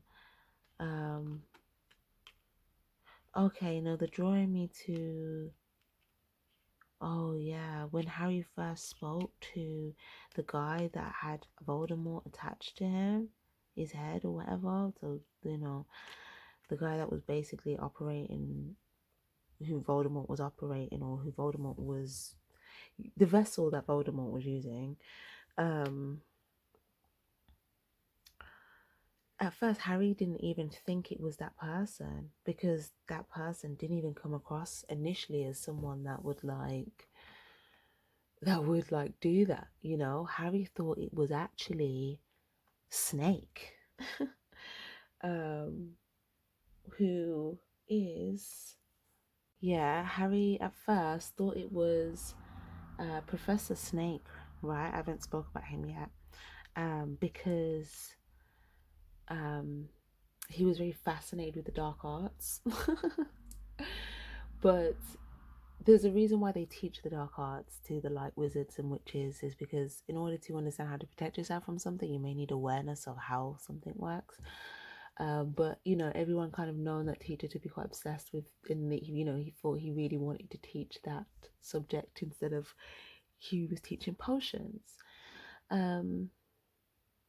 So Harry was always he was a little bit skeptical of him at first, but then in the end he found out that you know, it was the person that he initially didn't suspect. Okay, the original person he didn't suspect. He found out, oh, it was him, and he was surprised. But then he was able to do what he needed to do. But that kind of gives me the polarity as well of the snake energy as well. Remember I was saying at the beginning, like, you have the other polarity of like you know, the transformation, the life force energy, you know. So some things, you know, with the polarity, it's not inherently one way. Okay, so I feel like that was quite interesting. But when Harry first saw Professor Snake, his scar hurt him, and it's because he had something to do with Voldemort. But it was like he could pick up on that. So his instincts let him know that he was significant in some way, but he kind of had to decipher the clues and connect the dots before he kind of had the clear picture. But yeah, let's see. So yeah, I'm feeling like he might have just been Professor Snake. What I'm getting just from that is like Harry obviously thought that he was the snake, but he wasn't. He wasn't, but he might have embodied the transformation of a snake. Does that make sense? Because if you're like someone that's a deceptive snake in the grass, you can go through a transformation, you know, should you choose to. If you transform and you were, you know, operating in the darkness and, you know, the evil and all that stuff, you could actually take that value of all of that stuff that you understood, and you could actually teach people how to protect themselves from things like that, you know, which is what I feel like Professor Snake may have represented. So that higher awareness level of it, right? But then without the full clarity, it's like that skepticalness is there at first, but then it's like, okay, you know, yeah. But anyways, for those of you guys that have watched the others, you may, you know, have more there, but this was just simply in regards to what I was just getting from the first movie. If anything else is relevant in regards to anything else, if I do see anything else, and of course, you know, we'll be back. But yeah, I'm just gonna just get some random messages here, because I just feel pulled to pull this deck. So this could be, I don't know, times, messages, things that you need to hear in regards to what's resonating with you in this message. Okay, what I want you here in reverse. We've got number 2 and number 5. So number 7, so make intuitive decisions. If there's something that you want, okay, it's going to require you to make an intuitive choice, especially in regards to the exchanges that we're talking about, because if you're having exchanges with people, your exchanges is what brings a change, of a good change, a powerful good change, or a powerful bad change, okay? But like what you want, is dependent upon your exchanges, okay? The number 2s is like the exchanges with people. So again, the safeguarding, the gatekeeping. Also, for some of you guys, someone that wants you, that maybe you don't reciprocate this energy, they may try to have an exchange with you. You may need to have change something here about this dynamic or about this exchange by using your intuition. What else have we got, please?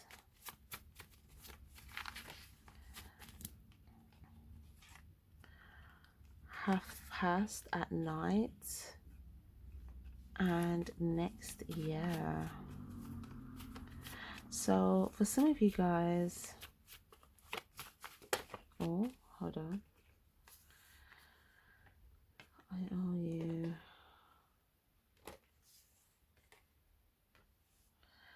I can support you. Okay.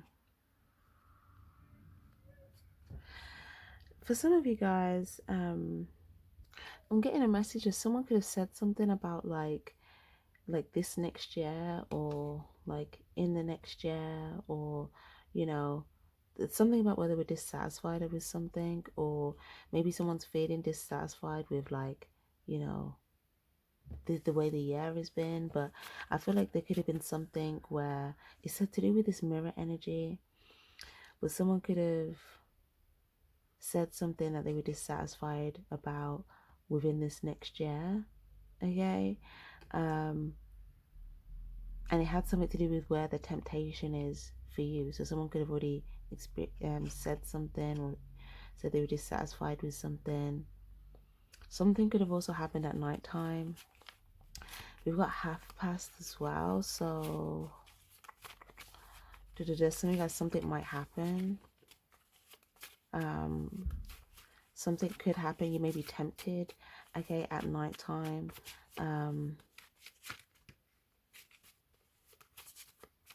But I feel like it's saying that, you know, some of you guys, there's something that you may want to come in, or there's something that you may want manifested for yourself next year, but it's like, if you're not wanting to feel dissatisfied, okay, there may be something that maybe you're doing it half, like half in, half out, or like half doing it. Like you may need to fully do something before it's like past, before it goes in the past, before it's like too late. We also got I can support you and I owe you. So this might be like a message here of support, or someone may feel like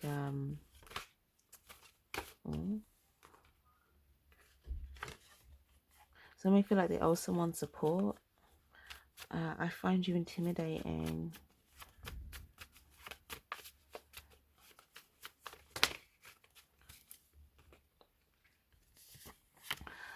Another number 5, 14, turned off. Someone's phone could be turned off here. Okay, but it could be trying to be low key this week. Yeah, overwhelmed. So some of you guys, maybe like if you're feeling overwhelmed, you may just want to turn your phone off for a little bit, you know, just kind of you know, make a bit of a change here, just to kind of get yourself where you need to be internally.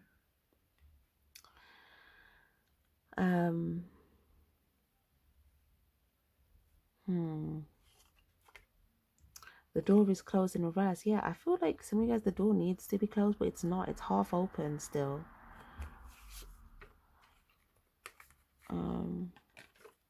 19, 9, 1, number 2. Again, the exchange is still open because of the exchange. We've got dissatisfied and resentful. So some of you guys, you could be resenting a situation that you haven't fully closed out. So how can I explain? Like if you still feel resentful about something, then the real emotion that you might be feeling is dissatisfaction, but it might feel like resentment, but really it might be less about you resenting the other person and more about you being dissatisfied with the circumstances that you're under. But you can change your circumstances if you make a decision. Again, the number 2, because in numerology 9's like the highest number, so it goes back down to a 2 in case you're confused.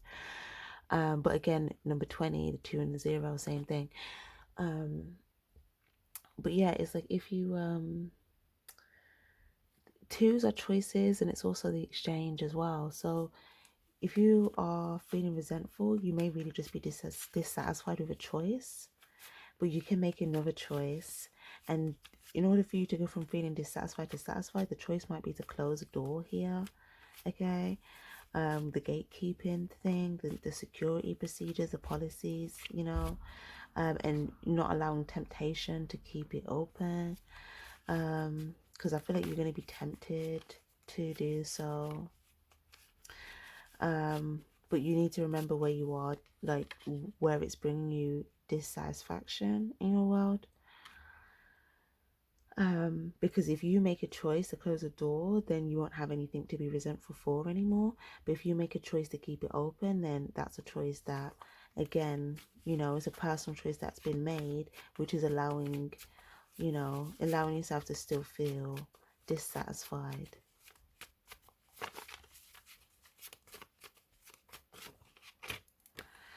We've got trust the timing as well. So just know that, you know, the timing, I feel like, is pretty divine.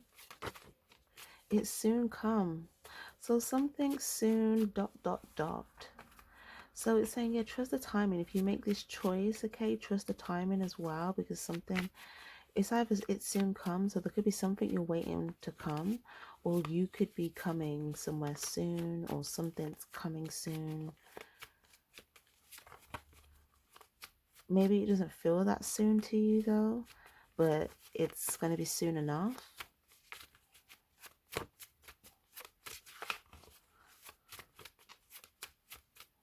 What else do we have?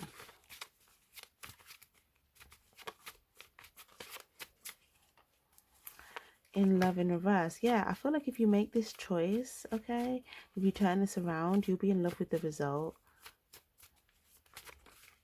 Okay, but it does require a big amount of trust. Okay, it requires trust, 100%. Without trust, there really isn't anything.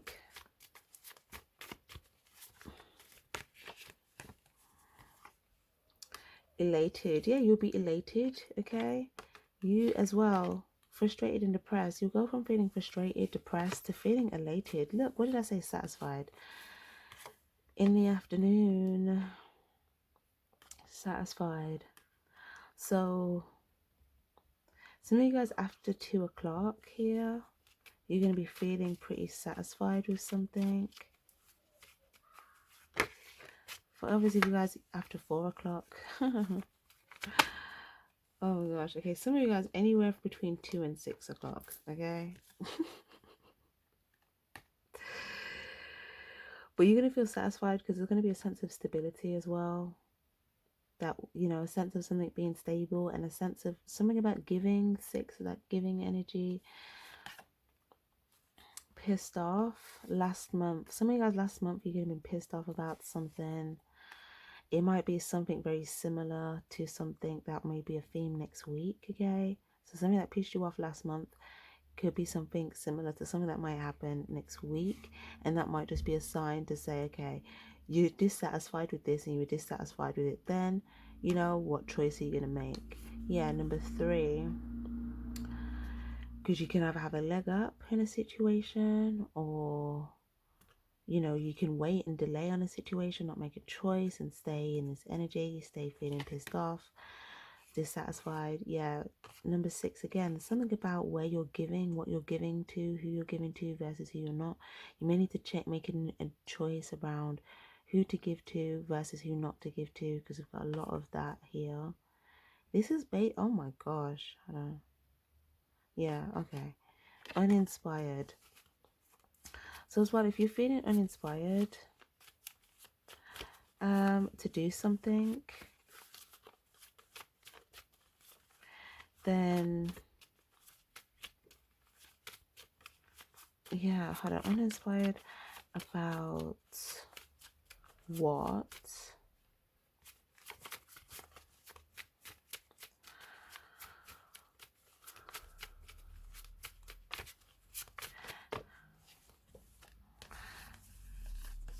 Before you know it, in the evening, winter time. Okay, yeah, some of you guys, oh, look at that cover. It went to inspired. You're going to go from feeling uninspired to inspired before you know it, okay? So if you were feeling uninspired, that's going to change, like, before you know it, okay? And some of you guys, it's going to happen before next month, okay? So before the end of the month, you're going to start feeling inspired again. Some of you guys within the next 2 weeks here. Some of you guys, it could peak from this evening. And for others of you guys, like, yeah, there's something that, before you know it, there's something that may have happened in winter time that you were uninspired to deal with or to do. And it's like, you know, it could still be like, it could still be a problem. And it's saying, you know, before you know it, you could go from feeling like this to feeling satisfied. So just know that if there's something that hasn't been dealt with since winter time, then it can be before you know it, okay? You're special to me. You're special to me. And eager. So sometimes, yeah, you're very eager to move towards someone that is special to you here. You may want to give to this person. Finish the work and then it will come, okay? But you may have to finish what you need to do, finish your assignment, finish your mission, finish your work before you act upon what you're so eager to do, or before you're in a place to be able to give to what you want to give to, okay? You may need to finish the work, and then you may be in a better place to give to what you want to give to. Yeah, but sometimes you may feel like if you, yeah, like you may, I don't know, I feel like sometimes maybe you feel like you're going to be perceived as like, something may be perceived as like spiteful here.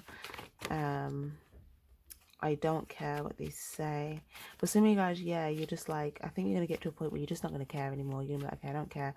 Who has to say what about it? Like, if I'm a gatekeeper, like I was saying with the goblins, like, you know, they may have come across mean but clever, but, you know, that doesn't mean that they were doing anything from bad intent or were evil. You know, they were just enforcing.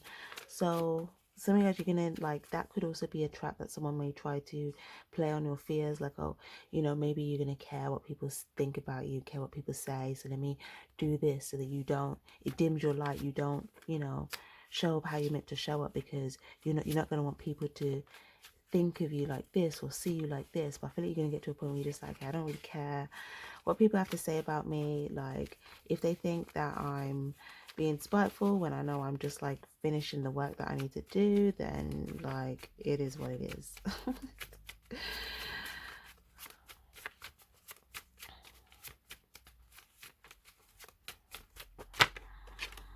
Yeah, number two, look there and there's a zero. Yeah, and this is you completing the situation to do with the choice that you've got to make. There's two things, the choice and the exchange. There's a choice that you have to make and there's an exchange that you have to close out. Or a cycle that you have to close out so you can initiate a new cycle. It could have had something to do with like a third party, or it could, yeah, 3-3. Or it could have had something to do with protecting 3 people. I'm not ready. Yeah, some of you guys, you may have just felt not ready here as well. To do this at first. It's en route. Lol, some of you guys, a temptation as well. Like this could be someone, they could use like the thought or the idea or the topic of sex to like as well tempt you. The temptations for each of you guys is going to be completely different. Even if this isn't someone that you would be intimate with, it might just be like maybe that's like some sort of like bonding thing, or I don't know. Obviously, if you guys, maybe if you just trying to get your needs met elsewhere, maybe this was something that was used to distract you. Maybe you were focusing on that, you know, getting your needs met, feeling very horny. And that could have been something that could have been like, I don't know, all these different distractions. But for some of you guys, it's not that. For some of you guys, it's the other things that we're talking about as a distraction. But this might just be like for one person or so. So take what's resonating there. Because I feel like, yeah, someone was trying to like weaken someone's guard here. Yeah, number 4, weaken the stability. I apologize. Yeah, I feel like someone's feeling apologetic about this. This might be something someone wants to communicate. That shouldn't have happened. Yeah, someone wants to say that, you know, I apologize, something shouldn't have happened. I'm not like the rest, you know, all or nothing. And I think this is someone trying to say like, yeah, I'm all in, okay, because I don't want nothing, so I'm all in. And yeah, I want to give to a situation. I'm not like the rest, sort of thing. So that's lovely. And again, look, 3-1, number 4, some sort of stability here, stability giving. So yeah, lovely guys. I'm gonna leave this here for now. I hope this helped. I hope it was insightful. I know it was quite abrupt with like how the reading just kind of took that turn, but yeah, I thought it was quite interesting. But yeah, guys, if you found this reading helpful, don't forget to give this a like if it resonated, if you like the vibe. And yeah, feel free to subscribe if you're new here. Stay tuned for future readings. Sending you all lots and lots of love and healing energy. Thank you guys so much. Take care and stay spiritually charged. Bye bye.